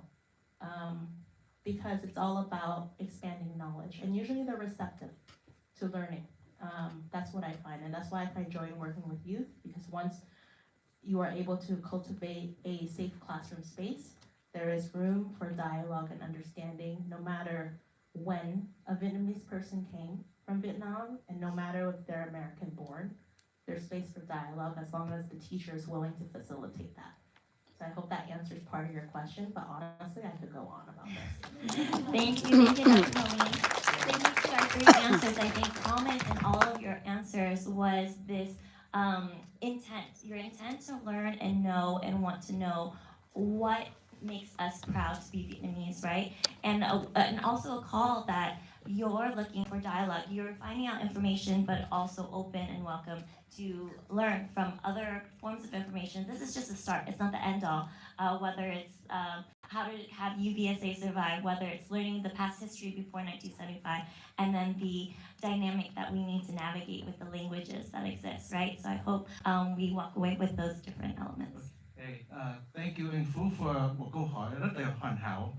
So, để làm gương mẫu for everyone else, but very concise, very clear. And so we have one question here, one over here, and we have two in the middle. Okay, so I'll come after that. First of all, I love your presentation. This is, one of my favorite panels of the entire conference. So thank you for showing us the potential of the next 50 years, because 50 years from now, all of you are still going to be here. You're going to be the leaders of this community. As a young person, I think all of us here understand the need to understand our heritage, to preserve our heritage, our culture, our language, our community history that comes out of 50 years ago. But I'm also, as a young person, I'm super excited and I think a lot about what are we going to be 50 to 100 years from now. And I want to ask, if you had to change, challenge, or move past something in the community, what is something that if you see 15 years from now, as you work for the next 50 years, what do you want to see changed, challenged, or move past? A good, thoughtful question. We're all thinking. Okay. Oh, yeah. Well, firstly, thank you so much for saying that. I feel very honored this is one of your favorites. One thing that I've been really concerned about is the amount of what I feel like is political repression in our community. And so, we hear stories of young people in our program saying they're afraid to ask about life before 1975. They're afraid to ask about Vietnam to the older people in their community. And there was a period where people who did not follow the status quo, there was a period where there were Vietnamese journalists that were assassinated, not just like here in Orange County. That era is over now, but to react to disagreements with violence is something that I think a lot of young people see, and it makes them afraid to want to talk to older people in their community. It makes them not trust older people in the community because they don't know how they're going to be received. And so I think that is a problem. I really actually see us overcoming it in many ways, by having like teachers like Pauline, and then having groups like VDAM where people are able to come into a space where they're asking questions.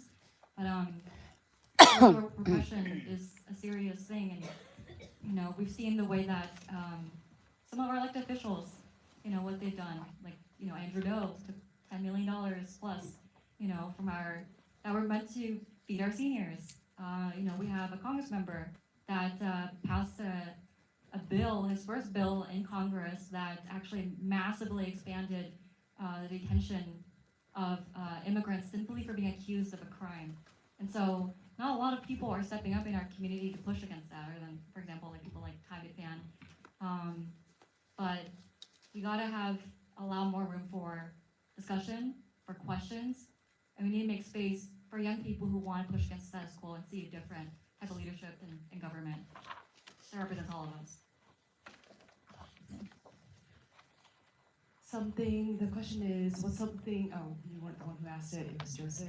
It's something that we want to move past, challenge, or change.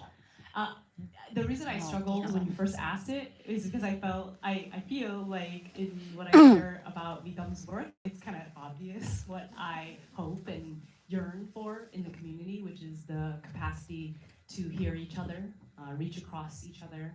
I really, really believe that the only way forward is not pass. You can't evade issues, you gotta go right through. And so even some of the issues that have arisen today, talking about some tensions that that just took place in the community in the last few weeks, like that's a perfect example of the kind of thing that Vitam wants to tackle. We want to tackle difficult conversations, and we want to do it in environments that are safe for people to discuss and share.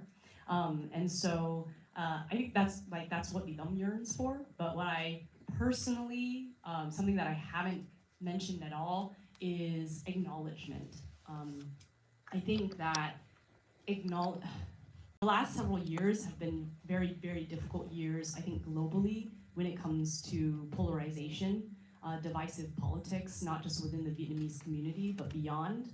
We see it everywhere. We hear about it in, friend friend communities outside of Vietnamese communities, but obviously we all know there is a ton of cái sự chia rẽ trong cộng đồng Việt Nam, trong các gia đình Việt Nam là một cái vấn đề rất là nó rất là lớn, và đặc biệt là trong mấy năm qua là một vấn đề mà nhiều người chưa có khả năng để giải quyết.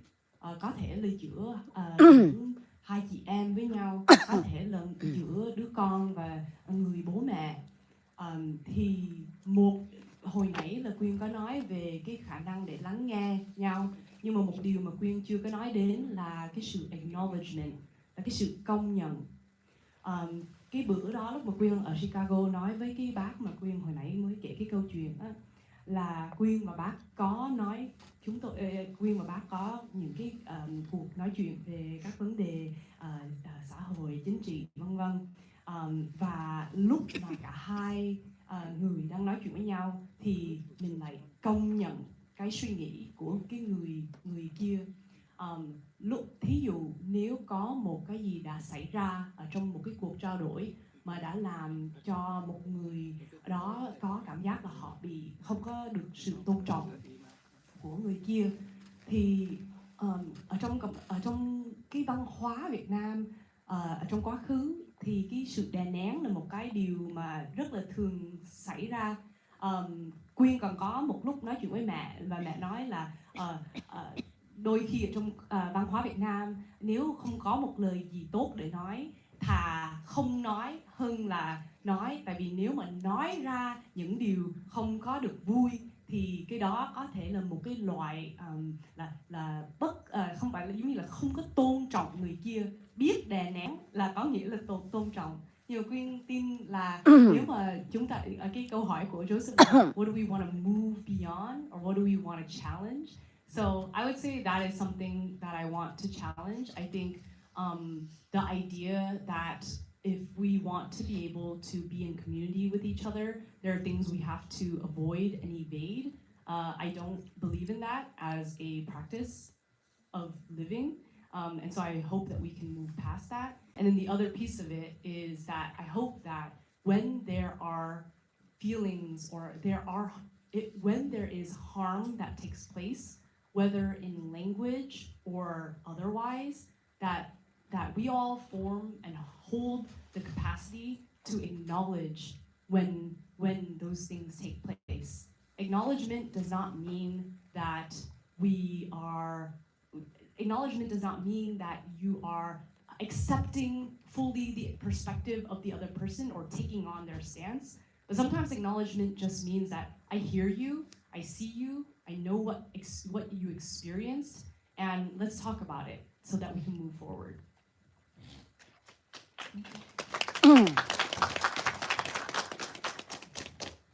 I want to tackle the change part, and something that I want to see change within our community is the ability for the younger generation and the older to bridge together more to support each other, specifically in the realms of businesses. So sometimes when I walk through a Vietnamese supermarket, Chợ Đà Lạt, Chợ Saigon, like there's so many of them, you know, and I kind of think like all the cashiers are these super cute old Vietnamese ladies, and everyone who works there who cuts the fish is like these, you know, like older men, you know, who are going to age out eventually. And what I think about is how we as the younger generation can step in more to support them in this world today. I think that we know so much when it comes to whether it be, you know, social media marketing, like we could help them make little videos to help advertise their businesses and get people to come outside of those typical audiences of, you know, our Vietnamese community already. There are so many other people that live around us here today who might draw interest into going into a Vietnamese supermarket, learning how to make some of our recipes, just being able to be more integrated with one another. And on top of that, there are so many businesses, restaurants, like Ao Yai shops, like tailor shops, flower shops. So many of us in Little Saigon right here that are owned by so many of these immigrants who have come over and put so much hard work into what they do today. And something that I truly want to see change is just more of our younger generation integrating into that to make sure that it doesn't age out, it doesn't die out, and that we are preserving their hard work, we're carrying it on, and we're making sure that their legacy is lasting forever.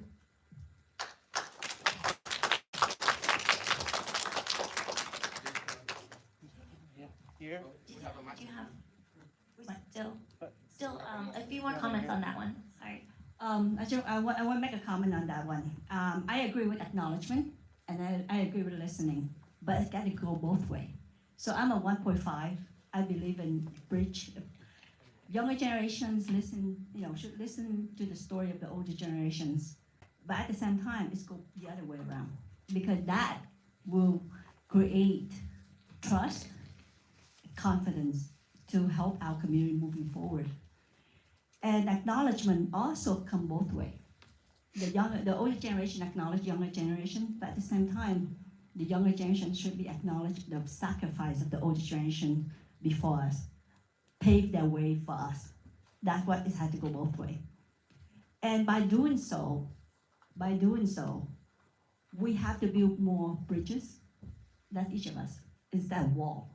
Because right now, recently, our community is very polarized in politics, and every single corner, we very polarized, very divisive. And you can see the gap between the older generation and younger generation getting bigger. And it shouldn't be that way. What we want to see our community move forward, just say moving forward tomorrow, what we want to see, what we want to make changes, is to be understand and to support, build the trust among each other. And that's how I want to see it. That's what I believe in. Is to build trust. Các chú, các bác tin tưởng chúng con thì trao trọng trách cho chúng con làm. Right? Và chúng con là những người được thừa hưởng những sự hy sinh đó để mà chúng con có thể gánh vai với các cô chú bác tạo một cộng đồng vững mạnh hơn về mọi mặt. Tại vì trong thời gian gần đây chúng ta phải thấy là tất cả trong cộng đồng chúng ta mặc dù phát triển rất lẹ, nhưng mà cộng đồng chúng ta đã có những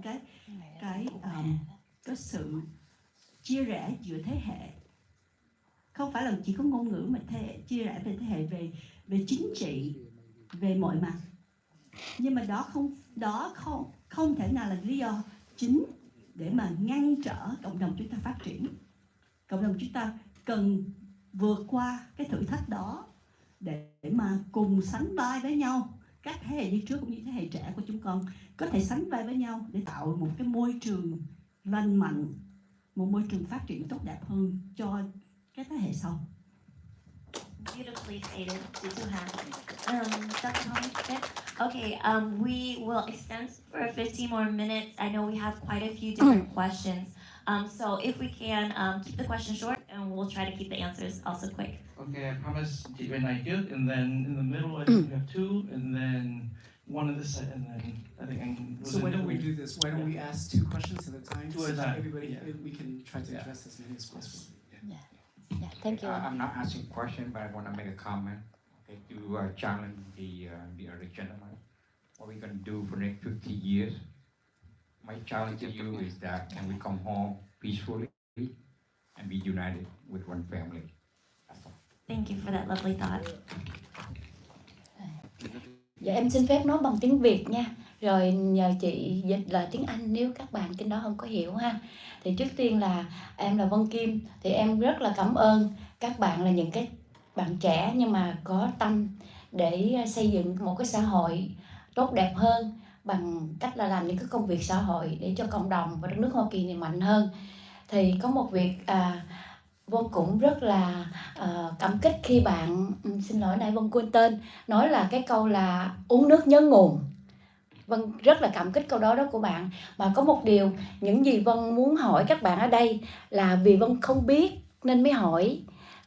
Không có ý là tấn công, attack gì hết á. Những cái câu hỏi rất đơn giản, không hiểu, cho nên Vân mới hỏi là vào ngày 10 tháng 11 2023 đó, nó có liên quan đến chính trị một chút xíu ha.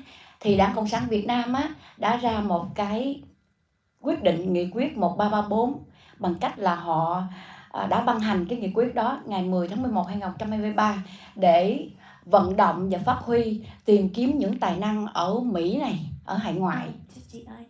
em nghĩ cái đó nó đi lạc đề Không. trong cái quyết định đó.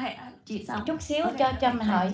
Thì để vận động những cái tài năng ở hải ngoại này, chất xám ở hải ngoại này, đặc biệt là các bạn trẻ đi về để xây dựng đất nước, thì họ đã có cái chương trình là tài trợ hoặc là hợp tác với những tổ chức ở hải ngoại này, đặc biệt là những cái tổ chức có bạn trẻ sinh hoạt đó, thì để giống như là họ viện trợ những cái lớp dạy tiếng Việt.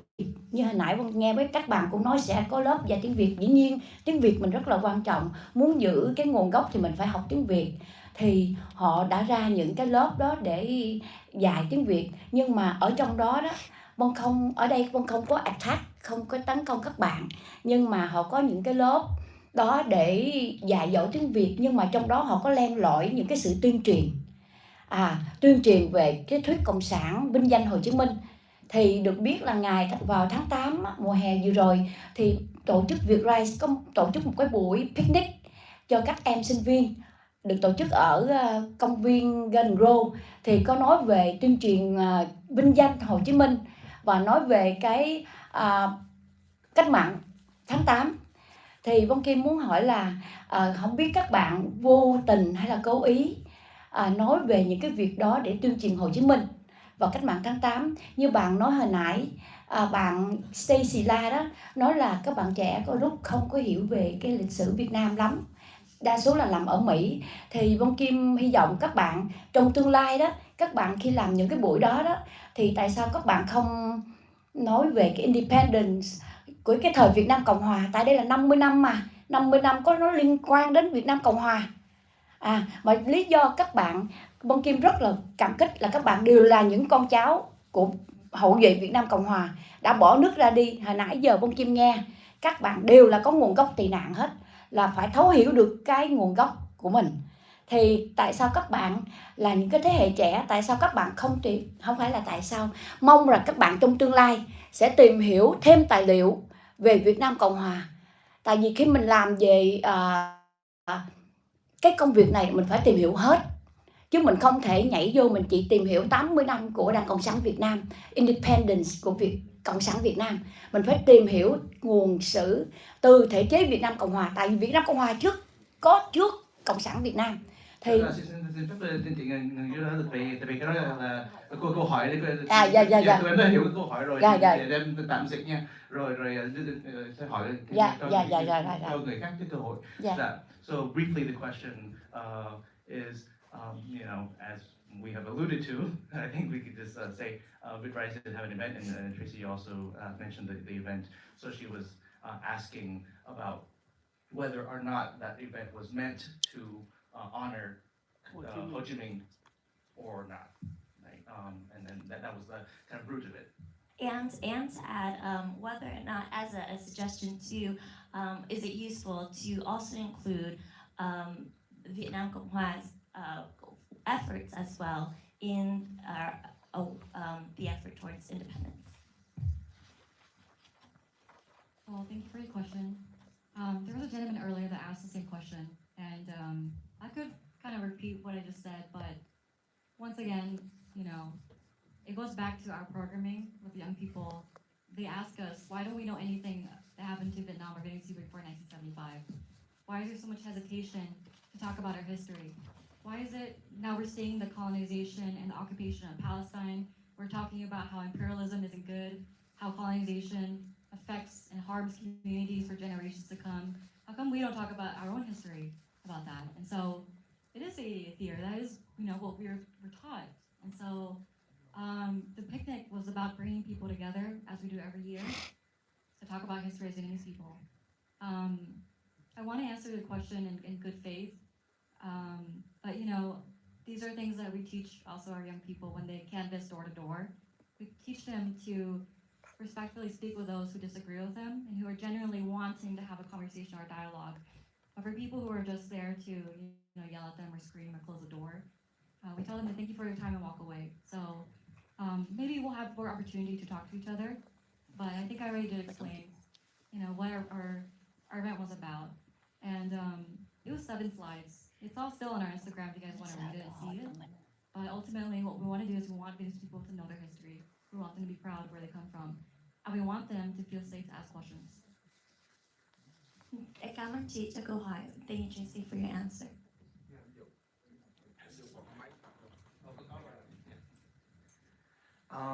So I want to go ahead and make a comparison to other circumstances of wartime.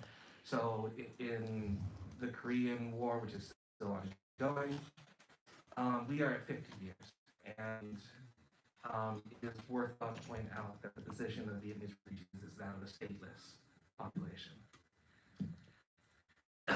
It's to say that if the war is not over, the war is not over because our story still exists in the mouths of the current of Vietnam. So the question as to whether or not the war is over, like, is the war over? Do we accept, like, surrender to the narrative of the American state, the Vietnamese state, or does the because this is the struggle. So is the war over? Is I'll start. Yeah. Okay. Go ahead.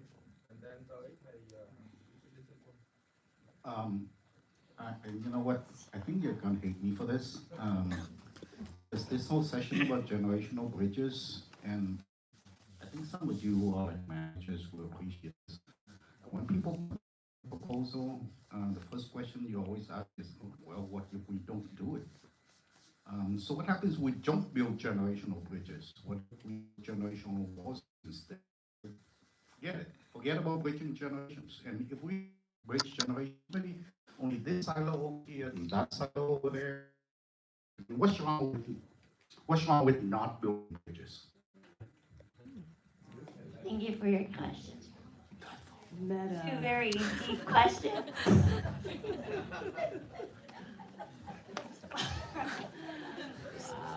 A thought experiment for everybody in the room.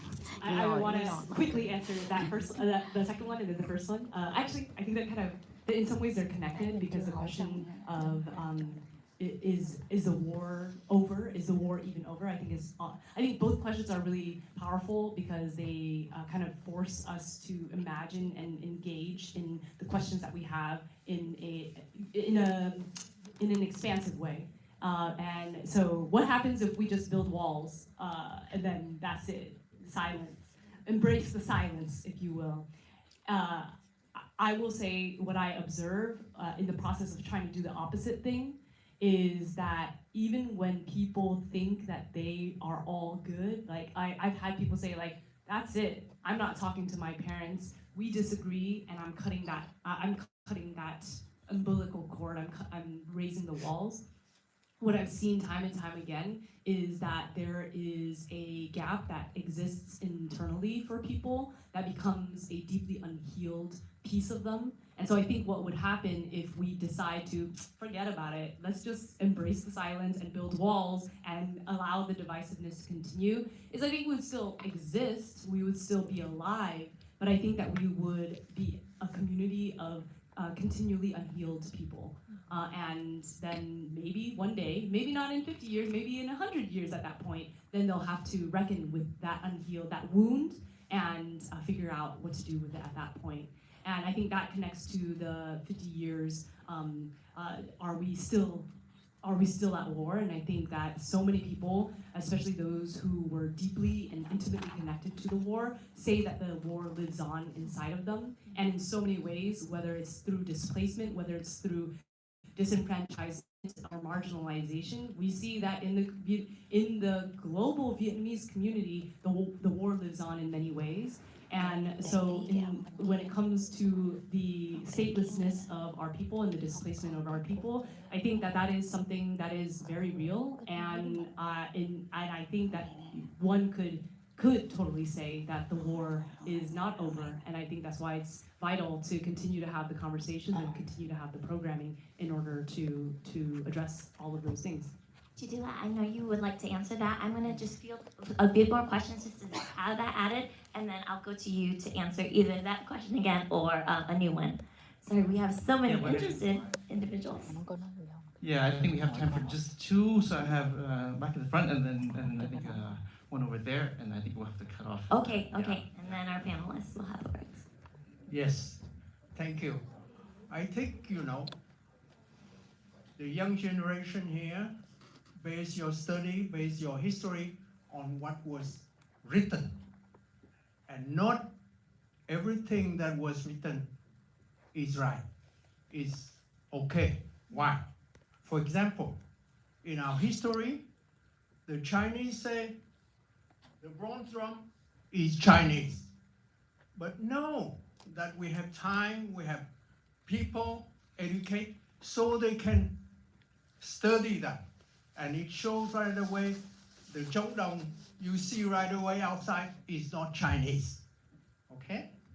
Second, many part of our history has been written by those who conquer South Vietnam. Many of them are not right. So we are a team, and we have time, we have lived through. We are not rewriting, but correcting many, how I say, lies. Okay? So this is why, like Tuha said, you have to acknowledge what is done before. Okay? And then based on, we are trying. I think many of us here are trying Vietnamese language, also history. Many of people about bronze drum, you can see it. We still correct it, right? So many studies, especially on history, are not right. So I just want to let you know there is a lot of people here, present here, who are trying to correct some of those lies. Yes. Okay? Thank So you. please, also be patient on that. Thank you. No, thank you. Mac, you make a very important point, and that is one aspect we've kind of threaded through is that we're still learning, and we're calling on that openness of dialogue because we need to learn collectively, right? Is what you said. So thank you for emphasizing that. Hello everyone. Hello panelists. I've been sitting here 3 days in a row. I've been past last 6 sessions. And my name is Edward. I read it out. I'm too old to remember. I'm a generation 1.5 Vietnamese boat people. I came here in Little Saigon in 1980, alone, 16 years old. Back then, food cloth was just still of a strawberry field. You all know that. I've lived here long enough to see every wave of our community arrive. Among these waves, I've seen the good, the bad, and the uglies, especially the uglies. The painful realities we don't always talk about, but I put a period right there. I don't want to go any further than that. You already mentioned Andrew once. So I want to congratulate VHM. Great job. The best forum I have ever attended in the last 4 or 5 years. Seeing all of you here on this stage make me proud to be a Vietnamese. Thank you.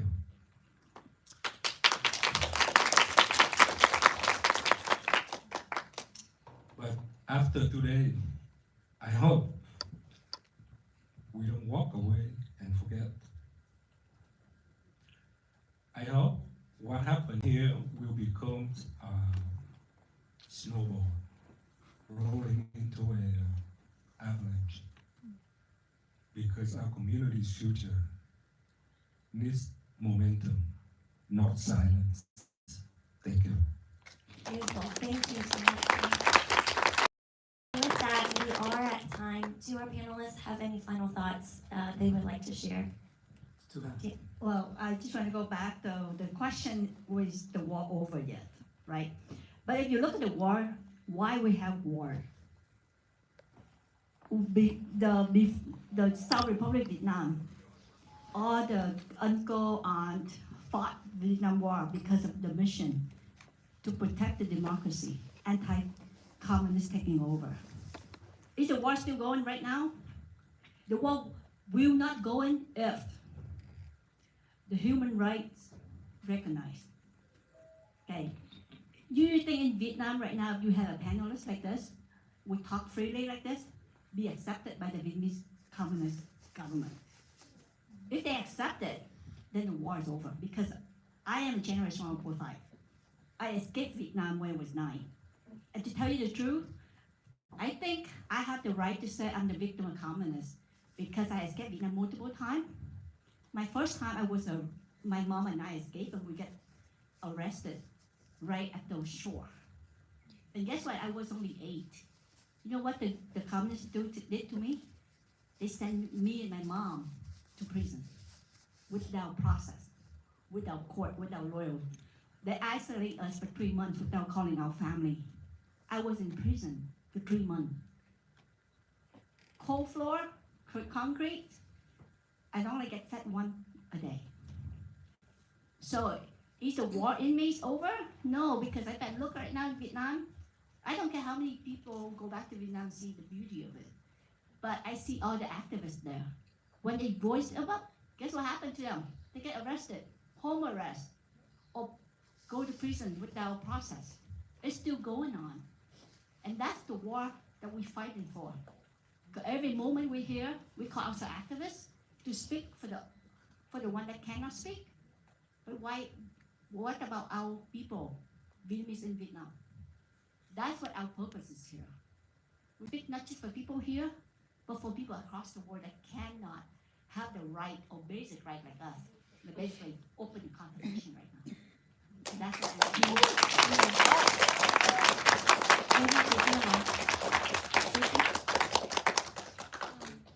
Well, firstly, I have a lot of respect for everyone who spoke here.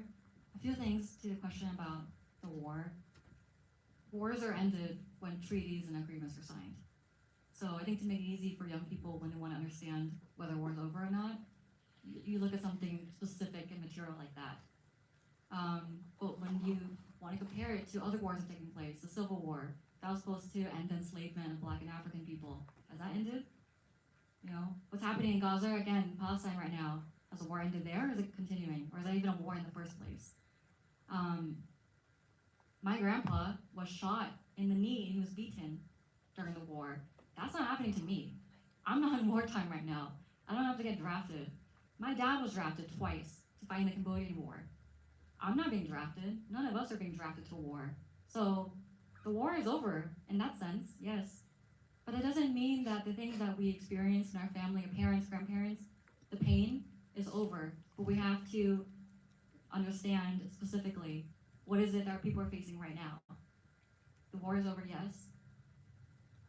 And I disagree actually with the way that some of the panelists have discussed human rights and talking about our past, because you know I think everyone here agrees that we are against government repression. We're against kidnapping people from their homes. We're against separating parents from their 9-year-old child or 8-year-old child. We're against people being imprisoned without due process. And as Vietnamese people, I think we honor and talk about that all the time. And that's something that's really great about our community. We were able to do that. We do it every year during Black April. We do that constantly in spaces like this. And so we talk about that history to honor our people, but also so that it doesn't happen anymore. But what's happening in our country right now? Latinos, Mexican workers, migrant workers, they're being taken off the streets. You know, some of our elected officials will say that, oh, it's because they have criminal history, but they're not doing the research. You're looking at the numbers. Most of them do not have a criminal history. The Lincoln Riley Act allows people to imprison immigrants, the government to imprison immigrants, they're being accused of a crime. So if we're gonna talk and honor our history as Vietnamese people, like I do with my grandpa, my parents, everything that my family went through, and talk about it, but I'm not doing anything to change what's happening to our people now. There are people who are genuinely stateless. There are Vietnamese people who do not have status because it was taken from them when they were imprisoned. And now many of them, because they don't have status, are being indefinitely detained by ICE. So those are the stateless people in our communities. Those are literally people who do not have citizenship in the United States or in Vietnam. And some of them now are even being deported to Africa, to a place they've never even been to before. So I hope, what I want our community to do more is we need to, yes, continue to honor our history and the pain that we went through, but we need to do it in a way that prevents it from happening now. If we keep talking about our pain and trauma and the violence we face, but don't do anything about what's happening now, what does it say about us? What are we doing? And so I know a lot of people here are very respected scholars. You guys have done so much research. The research that we look at are things that you all have produced. Many people at the Vietnamese Heritage Museum and all the scholars involved. But I'm gonna be honest with you, at our picnic, this is how many people we had at our picnic. Not a single one of them are here. Do their opinions not matter? Their opinions matter. Yes. And so I think that thought and idea that you have, as well as the point that Edward described, that today, these past 3 days, it's not just a beginning, a snowflake, but an avalanche that we can continue on. Tracy, you have a call to action for our community to act now, right? We have looked at our past. We've looked at where our community is building from. We've just heard from a wonderful panel of all the different activities and spaces and gaps that still exist within our community, and a wonderful model of dialogue and communication amongst the audience, because we do know there are still elements and conversations that haven't had yet, but we brought it to this discussion today in a very respectful, acknowledging manner. So I thank you, all of you, for making this panel, this session, these past 3 days so worthwhile, so successful. Please give yourselves all a big hand. We've gone to the limit, and I'd like to pass it back over to Alex Taiwan. All right. We still have one more session, guys, so don't go anywhere. Okay, stay with us for just a little bit more, and you guys stay here until please come out, and just a token of appreciation for all the panelists here. It's an amazing job that Zin and all of you guys. Whether we agree or disagree, I think it's important for us to come together to share our thoughts and to listen to each other, and hopefully. We'll begin with this first, and then I hope to ask all of you guys to retain with us for another 10 minutes before we end the day. Is that okay? All right, great, thank you. For the first person that we would like to share a small token of appreciation is Jolina Dang.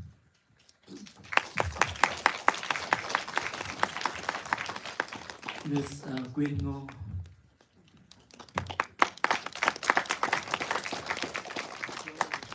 Ms. Tracy La.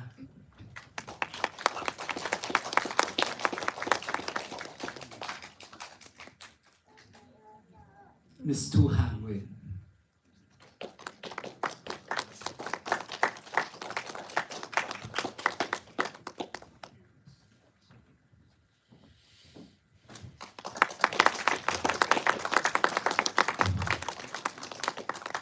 Dr.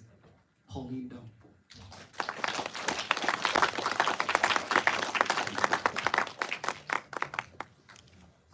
And of course, the great moderator, along with her daughter, Minty Zimboy. Sorry, Jason, you're not getting anything. He got his parts yesterday already. All right, can we get a picture with you guys all? And then I would like to ask all the panelists to take the front seat, and then we'll close the 3-day symposium.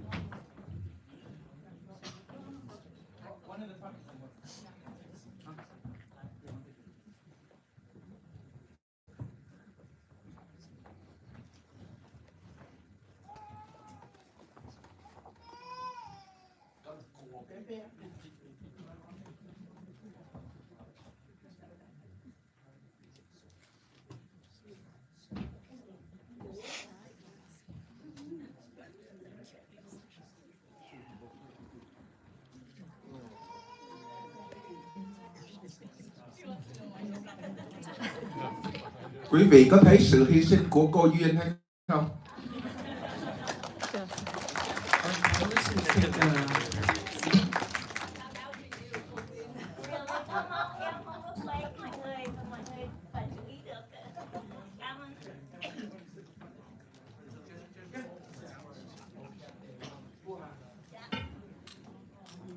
Chương trình chưa hết, quý vị còn là xin phép đợi.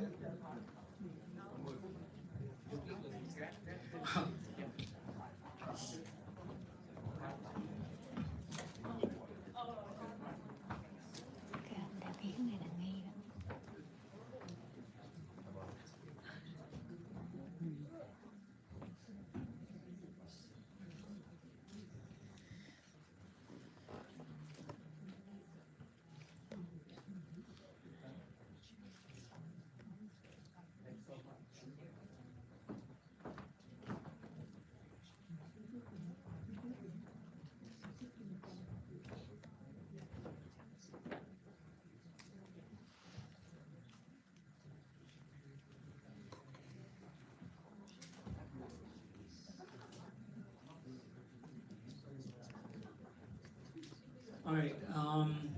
Well, finally, thank you everyone for the past 3 days for making the effort to come here to sit with us like for the past 6 sessions. Coming into this program, there were a lot of questions, a lot of comments, a lot of debates, externally and internally. And I just want to close the 3-day symposium before I transfer this over to Anjotwe to say the final words. I just want to kind of summarize the purpose of us putting something together like this to commemorate the 50th anniversary of the end of the Vietnam War, but also the beginning of the Vietnamese diaspora community, specifically the Vietnamese American community, and more specifically, the Southern California community. As we conclude this weekend together, I want to express my deepest gratitude once more to our elders, our speakers, our moderators, our partners, the many volunteers for countless hours, and every community member who showed up or who wanted to be here but couldn't make it for various reasons. Your presence has affirmed something essential, at least for me, that even with our differences as we discuss and talk about for the past few days, not just today, we are still committed to walking forward, working together as a community to improve our community as we move forward for the next 50, 100 years. Over the past days, we heard stories about war and survival, pain, the rebuildings and reinventions of our community, and of successes and heartbreak and hope. We confront perspectives that align with each other. And then we also challenge perspectives that are conflicting to us. Yet we create a space for that to exist. That is exactly what a mature and a resilient community does. We do not shy away from complexity. We face it. That's our hope for creating this venue, is that we face it with honesty, with dignity, and with care. If this symposium proved anything,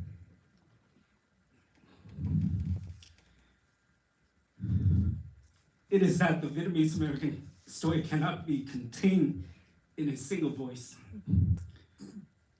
It lives in many voices that we need to recognize. Interwoven, sometimes in harmony, sometimes in tension, but always connected by a shared history and a shared longing for understanding and a future moving forward. I asked myself, 50 years after the war, Do we as a community and as individual want to grow?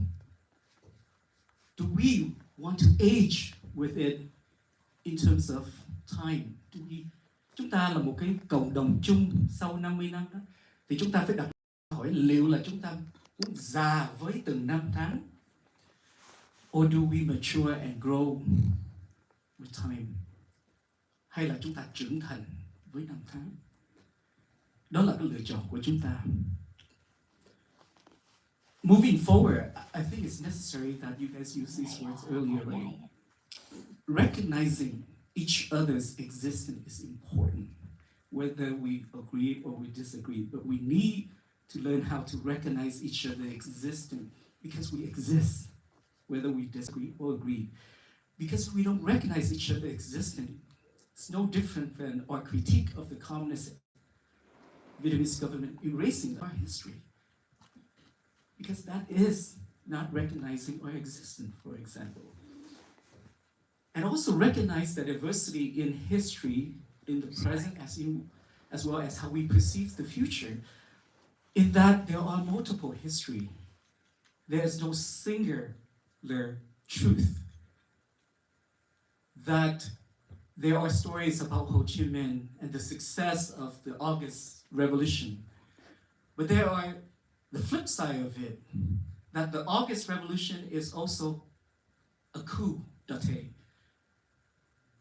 a coup chính quyền, right? The success of the Communist Party, let's say, and Ho Chi Minh as a representation of a national hero, is also, on the flip side of it, is the reality of the executions of many nationalists that drove them eventually to fled the north and then to run down south and then eventually become members of our community. I'm not saying that to say that one exists and the other one cannot exist. But I think it's important for us to recognize that both of those exist and that we need to be able to bring ourselves to the table to see the multitudes of which we can understand and see history, see our present. Similar to what many of us have already done, for example, with Rise. I think next week or 2 weeks from now, you guys are bringing in my dear friend Kevin Pham to talk about his book, The Architects of Dignity. And I think that is important because in that book, he talks about Ho Chi Minh, yes. He talks about also Pham Nguyen. He talks about Phan Chu Trinh. He talks about Phan Bội Châu. And the reason I think that is important is because through that we get to recognize that there are, aside from Ho Chi Minh, aside from Ngô Đình Diệm, aside from John F. Kennedy, there are also other historical figures that we need to exist, we need to recognize that exist. So 50 years, so moving forward, may we continue to practice this courage of listening to each other, the courage to disagree without dehumanizing each other, the courage to remember that healing is not absent of conflict, but the presence of compassion, the languages that you guys have already used, and the courage to trust in the spirits of freedom that carry us across oceans and skies, can also carry us toward one another into the future. 50 years ago, we were scattered by war. Today, we stand here together. Some here, some abroad, some other elsewhere, who also want to hear what we have to say. That's why we are recording things, to put it on our YouTube channel, so that VHM, most of the viewers from the YouTube channel for VHM are from Vietnam. Over 60% are from Vietnam. So 50 years ago, we scattered because of war. Today, we stand here not as fragment, but as a community still learning, still growing, still striving to mend what was broken and trying to find a solution, a path forward. So it's important for us to allow each other the space to make mistakes. Don't make a mistake. Who in here is perfect? But allow us to grow and to mature from that mistake. The work ahead will not be easy at all, especially among the younger generation. That's why when Joseph said 50 years from now, I'm not going to be here. Right? But many of you guys are. So I you know, the work ahead is not easy, but I believe deeply that it is possible and that it is worthy, reflected by the 3 days that we have, especially today's session. So thank you for lending your voices, your heart, and your faith to this collective journey. May we leave this space with a renewed sense of responsibility and the renewed sense of optimism within our community. That not only in our past, but also in the generation that will come and that will inherit what we leave for them. Thank you. Enjoy.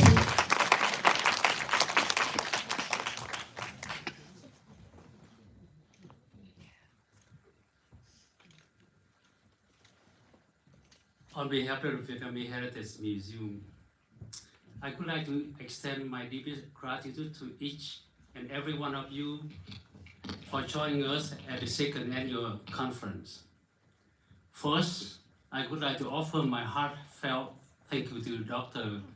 Võ Đình Thái và Trần Hồng Tiên for curating such rich and meaningful content throughout these past 3 days. To all our distinguished speakers who travel from near and far, your insights, scholarship, and commitment have made this gathering truly exceptional.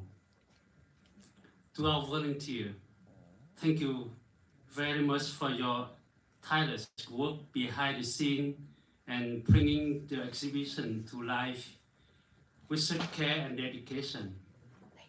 To our sponsor and to the Bowers Museum, we are sincerely grateful for your partnership and unwavering support to making this event possible. And finally, to all attendees, thank you for your engagement, your thoughtful question, and your presence. Together, we have created a space for dialogue, understanding, and healing. We look forward for welcoming you back at our next conference.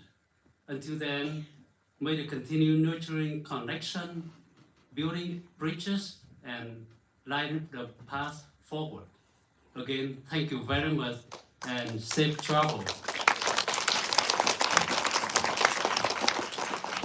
Kính thưa quý vị, quan khách, quý anh chị em và các bạn trẻ, thay mặt cho Viện Bảo tàng Di sản Người Việt, tôi xin trân trọng cảm ơn toàn thể quý vị đã hiện diện trong chương trình từ di tản đến di sản 50 năm hành trình của người Mỹ gốc Việt tại Viện Bảo tàng Bowers suốt 3 ngày qua. Sự hiện diện của quý vị là một minh chứng cho tấm lòng ưu ái và sự đồng hành của sứ mệnh của chúng tôi. Một sự thành công mà chúng tôi nhận xét trong những ngày qua, một cậu bé 16 tuổi đã thuyết phục mẹ để đưa cậu từ tiểu bang Maryland tới đây để tham dự chương trình. Ngày hôm qua, một anh chị tới ôm Châu Thủy cảm ơn. Nhờ cái chương trình này, con tôi nó đã nhận ra những gì chúng tôi đã hy sinh cho con tôi suốt mấy chục năm qua. Xin chân thành cảm ơn tất cả quý anh chị em thiện nguyện viên đã âm thầm tận lực sau lưng hậu trường, góp phần làm cho việc triển lãm được thành tựu mỹ mãn. Xin tri ân các vị bảo trợ, Viện Bảo tàng Bowers và sự công tác hỗ trợ lâu dài. Nhờ đó mà cái hội nghị của chúng ta diễn ra được tốt đẹp. Sau cùng xin cảm tri ân tất cả đến quý cô chú bác và các anh chị em đã tham dự và có những cái câu hỏi sâu sắc về sự gắn bó và chân tình. Chính nhờ đó chúng ta cùng nhau tạo nên một không gian đối thoại, cảm thông và sự kết nối giữa thế hệ tại hải ngoại. Chúng tôi mong được hân hoan đón tiếp quý vị trong cái chương trình hội nghị kỳ tới. Cho đến ngày gặp lại, mong ước chúng ta tiếp tục nuôi dưỡng mối liên lạc, xây dựng những nhịp cầu và thắp sáng con đường hướng dẫn trong tương lai. Chân thành cảm ơn tất cả quý vị. Sau đây, chúng tôi có một món quà để tặng anh tiến sĩ Võ Đình Thái, là một người bạn mà đã đồng hành với chúng tôi suốt bao năm qua. Và với sự hy sinh, quý vị biết trong cái chương trình hội thảo là hoàn toàn do anh Thái soạn thảo và để chúng ta có một cái chương trình rất là ý nghĩa như vậy. Xin mời anh Thái và anh Hồng Tiên lên sân khấu.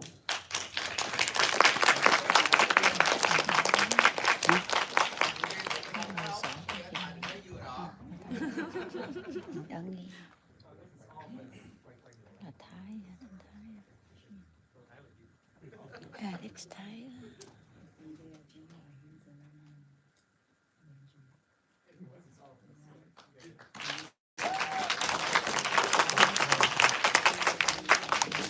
All right, let's go for dinner.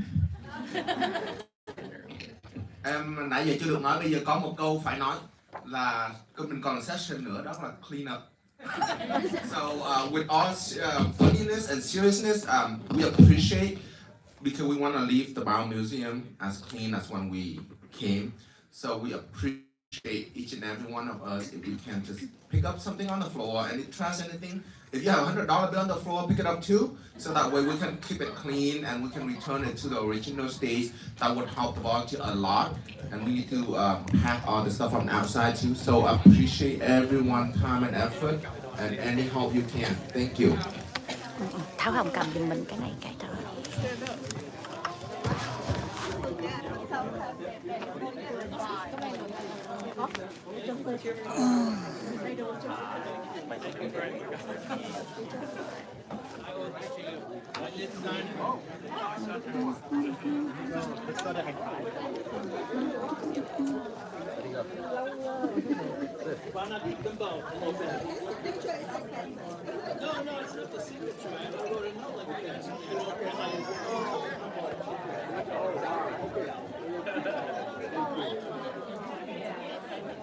Oh, I'm sorry.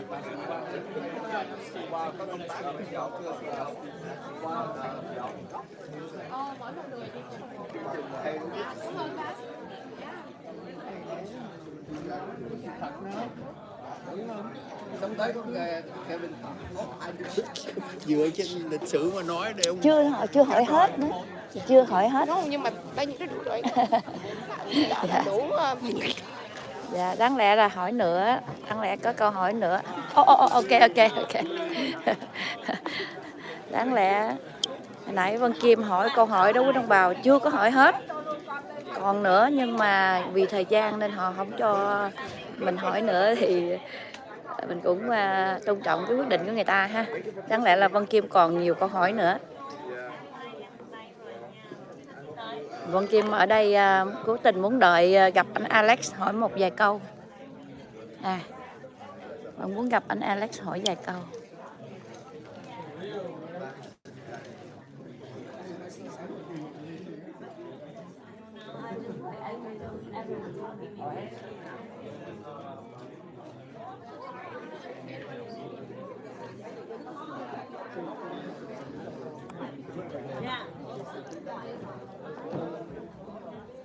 Anh đi vô trong rồi để coi ảnh có ra đây không. Vân Kim đang đợi để gặp anh Alex để hỏi ảnh vài câu.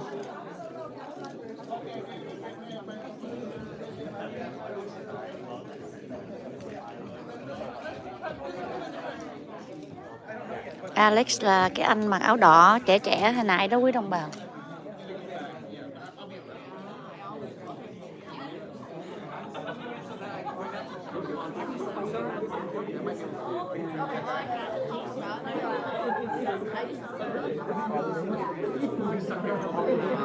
Vân Kim đang đợi ảnh bước ra chỗ vắng vắng chút Vân Kim đến hỏi.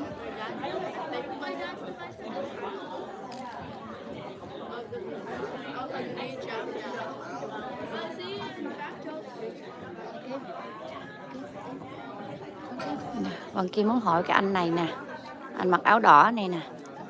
Mình đợi Alex hỏi cái nhanh. Mình đợi hỏi cái Alex một câu thôi. Đâu? Đây nè. Nãy hả? Nó đâu rồi? You đang on camera, you nói lớn quá Du. Người đẹp. Kiếm người ta mà hỏi như là. Để ok mình qua. Đây mình qua. Để mình qua mình gặp hỏi ảnh cái coi.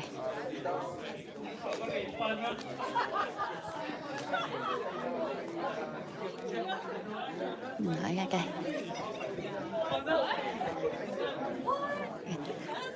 Anh Alex ơi, anh Alex, có thể Vân Kim hỏi anh một câu được không?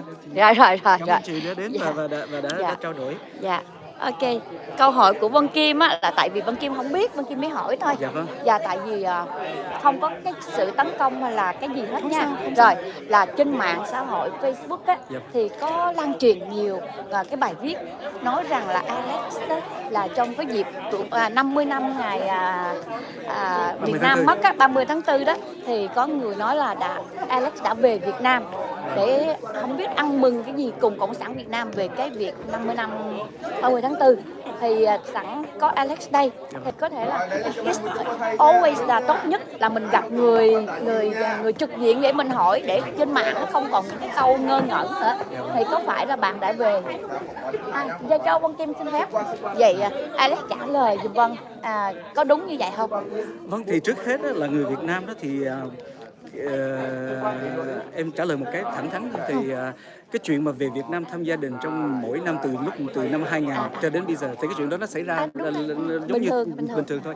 Vào trong cái dịp 30 tháng 4 em có về Việt Nam không thì cái đó là không có. Tại vì vào dịp 30 tháng 4 đó là em cùng với Viện Bảo tàng Di sản Người Việt tổ chức cái sự kiện kỷ niệm 30 tháng 4 ở cùng với USS Midway ở San Diego với trên 3.000 người tham dự. Vân cũng có ở đó. Vâng, thì em là ở đó, em là một trong những cái người đồng tổ chức cái sự kiện đó, thì không có cái lẽ nào mà là em đang làm ở bên này rồi lại về Việt Nam lại ăn mừng cái gì đó, thì em không có hiện diện ở Việt Nam.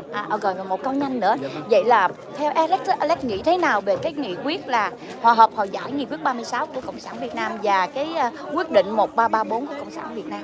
Thứ nhất là về cái quyết định 1334 thì em có nghe sơ nhưng mà em chưa có tìm hiểu sâu sắc. Có nghĩa là cái nghị quyết đó là Đảng Cộng sản Việt Nam á, là sẽ phát huy, tìm vận động những cái tài năng trẻ ở hải ngoại đó để mang chất xám ở hải ngoại về để gây dựng đất nước. Nhưng mà họ làm như vậy nhưng mà họ không có nói rằng ok họ sẽ cải cách cái thể chế để mang cho người dân Việt Nam tự do.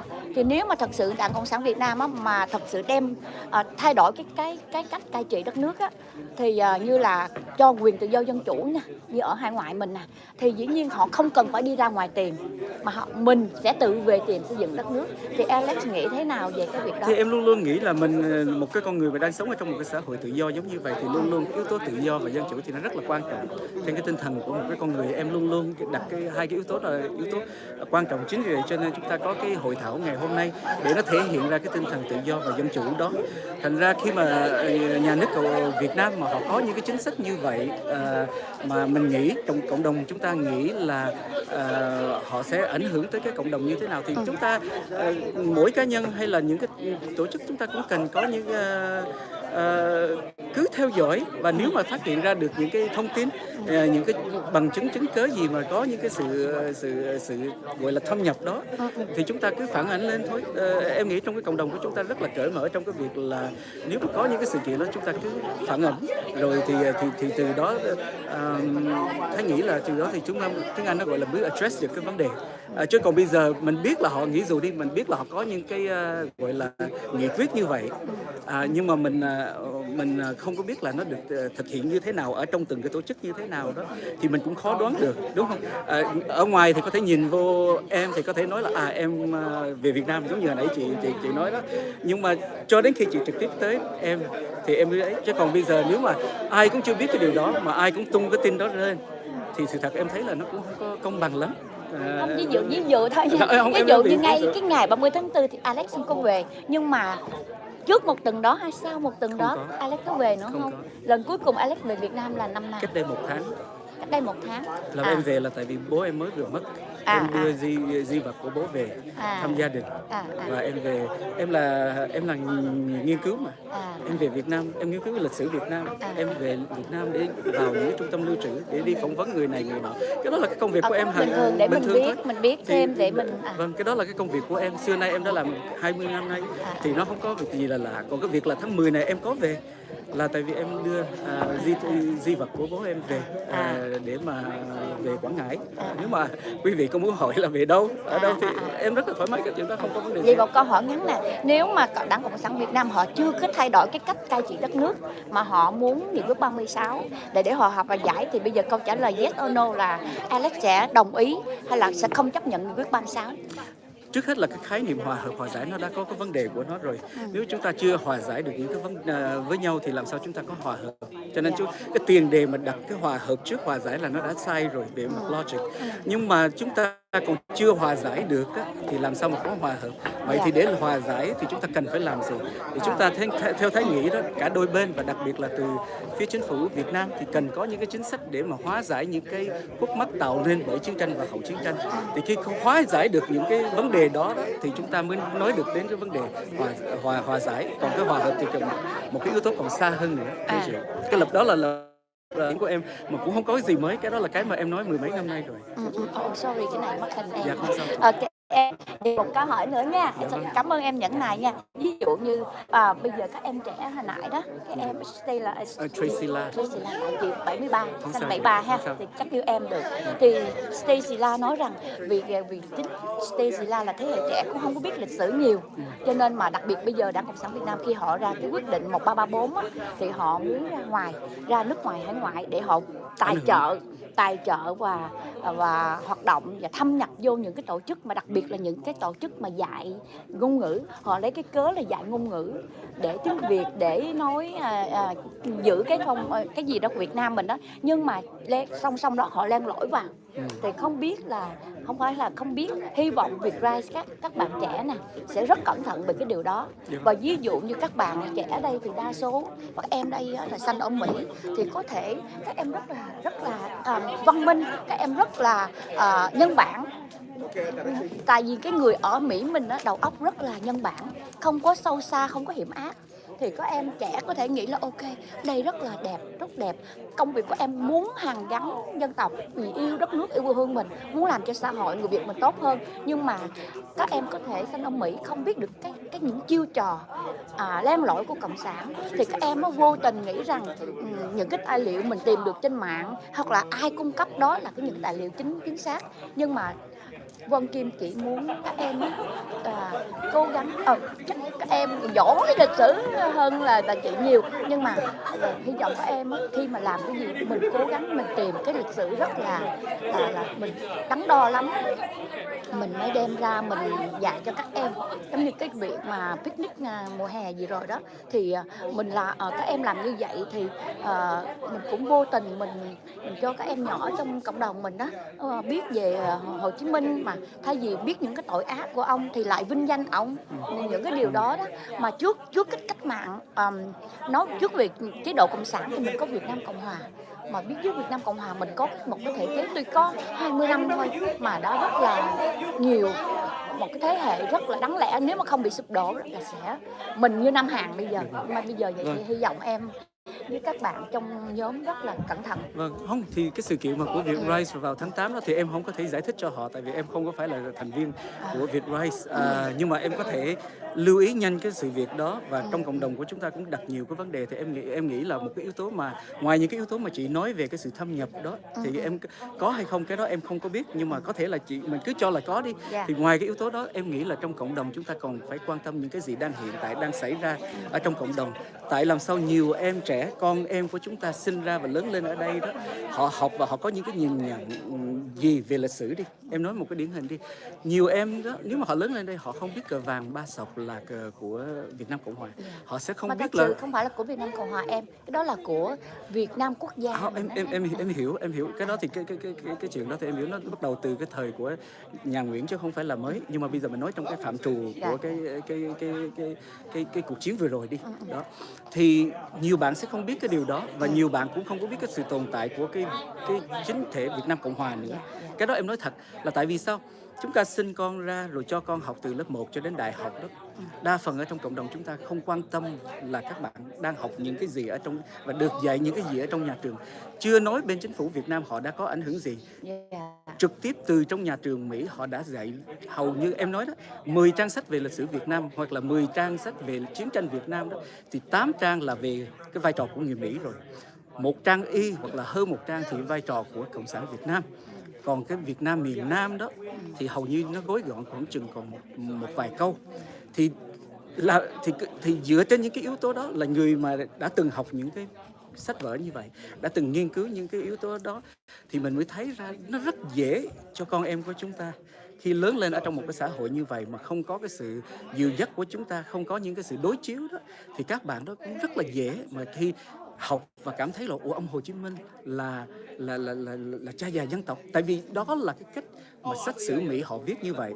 Chúng ta cần phải lục mò những cái sách đó, và cái cách hiệu quả mà chúng ta ở trong cái cộng đồng mà có thể ảnh hưởng cho cái sự thay đổi đó, là chúng ta có tiếng nói và chúng ta có được cái vote để mà ảnh hưởng. Mỗi học khu nó đều có những cái buổi họp thường hầu như mỗi tuần hay hoặc là không là mỗi tháng. Chúng ta nên xem thử những cái trường đó họ dạy gì về lịch sử Việt Nam, và đến và đòi hỏi họ, nếu nó sai lệch thì đòi hỏi họ phải có cái sự thay đổi. Nếu chúng ta không đòi hỏi những cái đó thì nó sẽ không mãi mãi không có sự thay đổi. Con em của chúng ta sẽ tiếp tục học những cái điều đó, và con em chúng ta về hỏi lá cờ Việt Nam là cờ gì thì họ sẽ nói là cờ đỏ sao vàng. Đó, Thái nghĩ đó là cái căn bản mà chúng ta là một cái cộng đồng nên bắt đầu nhìn thẳng vào cái vấn đề là rồi lên đại học đó thì các bạn cũng tiếp tục học. Nếu mà họ quan tâm về lịch sử Việt Nam thì mình phải đặt ra câu hỏi ai là những cái người viết những cái quyển sử đó. Chưa chắc là là từ chính phủ Việt Nam. Những người Mỹ chính họ viết những quyển sách đó, nhưng mà họ viết từ cái khía cạnh, cái tầm nhìn của người Mỹ và cái kinh nghiệm của người Mỹ, thì không bao giờ nó sẽ phản ánh hết tất cả những cái gì liên quan tới cộng đồng người Việt hay là người Việt quốc gia hay là người Việt Việt Nam Cộng Hòa. Thì từ đó khó mà chúng ta có thể trách được là tại sao các em nó lại có những cái nhìn đó. Nó rất là mới, các em rất là trẻ, rất là không có thể có sự so sánh. Cái sự so sánh đó đối với một người giống em thì nó rất là dễ.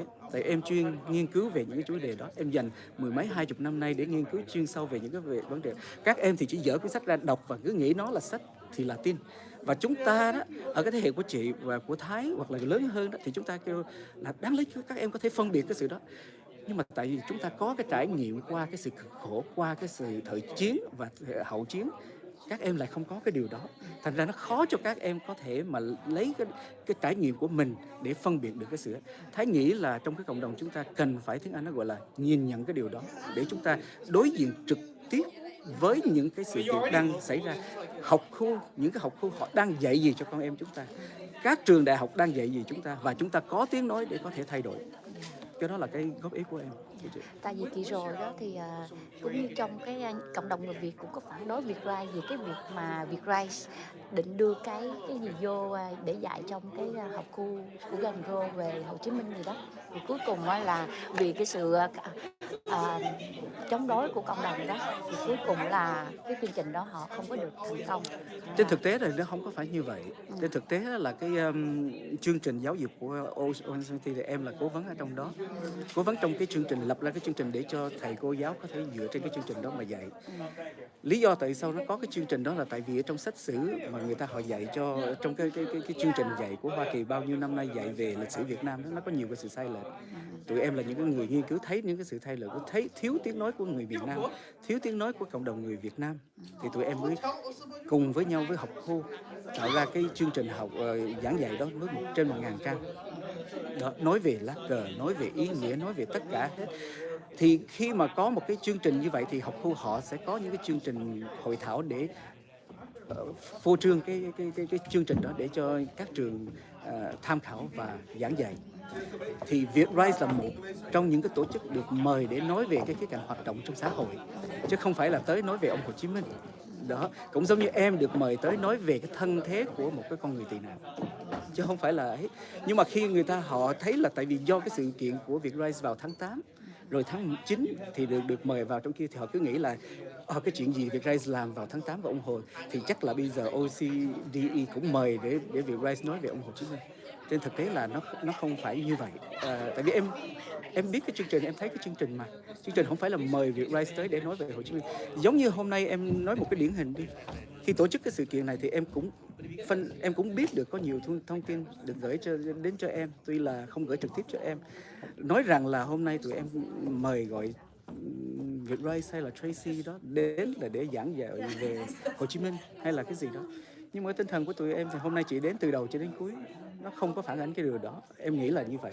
Tụi em không có một cái đích nào cho cái việc mà tung hô ông Hồ Chí Minh hay Đảng Cộng sản gì hết, mà hôm nay chúng ta có một cái cuộc thảo luận để thấy được những cái nỗ lực của các bạn đó từ nhiều thế hệ khác nhau, cái cách các bạn nhìn những sự việc như thế nào.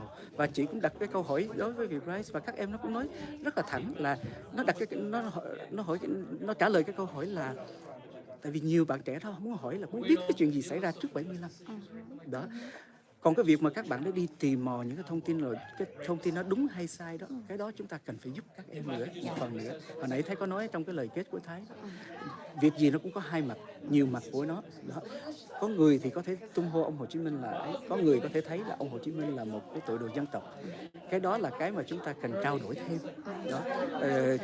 Thì em cũng nhân cái cuộc này thì em cũng giải thích như vậy để chúng ta, mà chị là cái người đến đây từ lúc đầu, chị thấy cả cái cuộc cái phần phiên thảo luận hôm nay trên cái tinh thần để là gì? Xây dựng, trên tinh thần trao đổi và trên tinh thần hiểu biết thêm và đặt ra những cái vấn đề giống như chị đặt đó, tụi em cũng không có cản trở, đặt ra để chúng ta hiểu thêm. Việc Rice đến từ nào? Tracy trả lời chị trực tiếp là giới trẻ trong cái tổ chức của cô đó đặt câu hỏi là chúng tôi muốn biết thêm những cái sự kiện trước năm 1975. Mà thưa chị đó, bây giờ nếu mà chị lên Google chị nói là trước 75 chuyện gì xảy ra thì đa số nó sẽ thoát lên ra là những cái câu chuyện về người cộng sản nhiều hơn. Tại vì sách vở về Việt Nam Cộng Hòa rất là ít. Thành ra các bạn nó sẽ không có thấy cái đó, và khi họ không thấy cái đó thì họ sẽ ít có biết tới cái khái niệm của Việt Nam Cộng Hòa hay là từ những cái yếu tố đó. Thì chúng ta là cái trách nhiệm của những cái người của đi trước là phải kể lại câu chuyện của chúng ta, để lại những cái câu chuyện này cho những cái thế hệ sau. Em hay có cái lầm điểm như vậy. Nếu chính lịch sử của chúng ta mà chúng ta không ghi lại, không để lại, không viết xuống và không phổ biến nó thì đừng có trách người khác viết lịch sử mình sai lệch. Mình không có thể bắt buộc người khác phải viết lịch sử mình đúng, tại vì họ sẽ chỉ viết được từ cái lăng kính của họ thôi. Cái nhiệm vụ của mình là để lại cái sự thật của mình, của cá nhân mình cho cái thế hệ sau, thì thế hệ sau từ đó họ có cái quyết định khi họ đọc tới mình, họ nghe tới cái lời nói của mình, nghe tới những cái trải nghiệm của mình. Thì cái đó là cái nhìn của em về những cái sự việc này. Em xin chia sẻ với chị.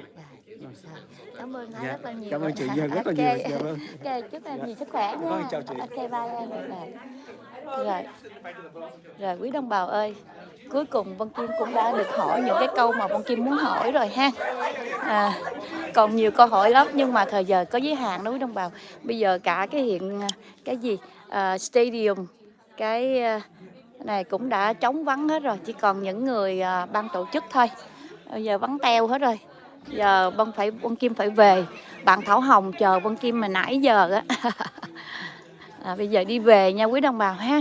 Thì nói chung những gì mình muốn hỏi, mình hỏi với cái tinh thần xây dựng, rồi mình từ đó mình biết như thế nào ha. Không phải người Hàn Quốc. Excuse me chị. Tại vì chiến tranh Hàn Quốc đã chưa Rồi quý đồng bào ơi, không biết những cái trưng bày hồi nãy ở đây còn không hay là hết rồi. Ok.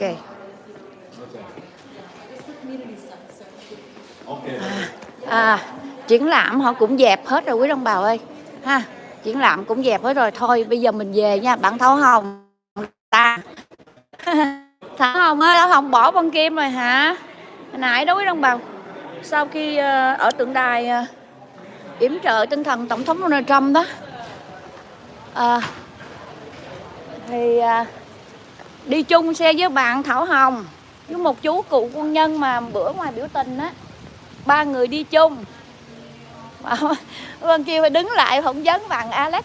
Câu hỏi rất là hay. Phải không chị? Dạ, cảm ơn chị. Dạ. Hồi nãy em có hỏi thêm Alex đoạn sau á chị. Vân Kim hát cho đồng bào tôi. Em có hỏi Alex. Mình mình không sợ những cái mà đối thoại với những người mà mình cũng có thể khác ý kiến chính kiến của mình. Mình hỏi hay mà có open mind và mình sẵn sàng nhận lấy những cái sự nghĩa là cảm thông với nhau. Ok chị. Good see you. Rồi quý đồng bào ơi, bạn Thảo Hồng đâu rồi? Thảo Hồng ơi, Thảo Hồng bỏ Vân Kim về rồi. Thảo Hồng ơi, để lấy điện thoại gọi Thảo Hồng quý đồng bào ơi. Ê, Vân Kim này, chị Vân Kim này mê phỏng vấn quá. Coi Thảo Hồng đâu rồi? Thảo Hồng ơi, Thảo Hồng bỏ Vân Kim về rồi hả Thảo Hồng? Đang bãi đậu xe nè. Thảo Hồng ơi. Ok, ra xe, tưởng bỏ tôi về rồi chứ. Ok.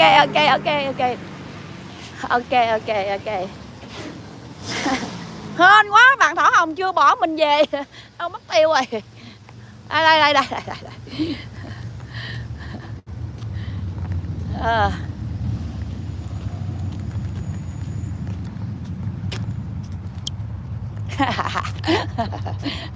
Đây. Ai, tưởng bỏ tôi về rồi chứ. Tưởng bỏ tôi về rồi chứ. Là chú. Nói chứ sao bỏ Vân Kim được hả Thảo Hồng? Đi xe bus về. Đi xe bus về. Chú nè, hổm là chú là người mà quỷ mắc dịch thằng Linh chọc Linh chọc 360 á. Nó dụ chú phỏng vấn xong mới nó đưa lên livestream. Livestream nó cắt ngắn, nó cắt xén, cái nó nói chú với ông Nguyễn Tấn Lạc là gọi là diềm hàng Việt Nam hậu vệ Việt Nam Cộng Hòa mắc dịch. Chú Tôi cho số phone kia. Dạ số phone của con hả? Tôi đọc cho khi vào đi. Rồi thôi bây giờ tạm thời tắt luôn đi nha. Quý đồng bào ơi, chia tay nha, tạm biệt đi. Rồi bye quý vị. Chú ơi, chú bye bye quý đồng bào một cái nha. Bye bye. Rồi. Bye bye quý đồng bào nha. Rồi. Dạ tắt.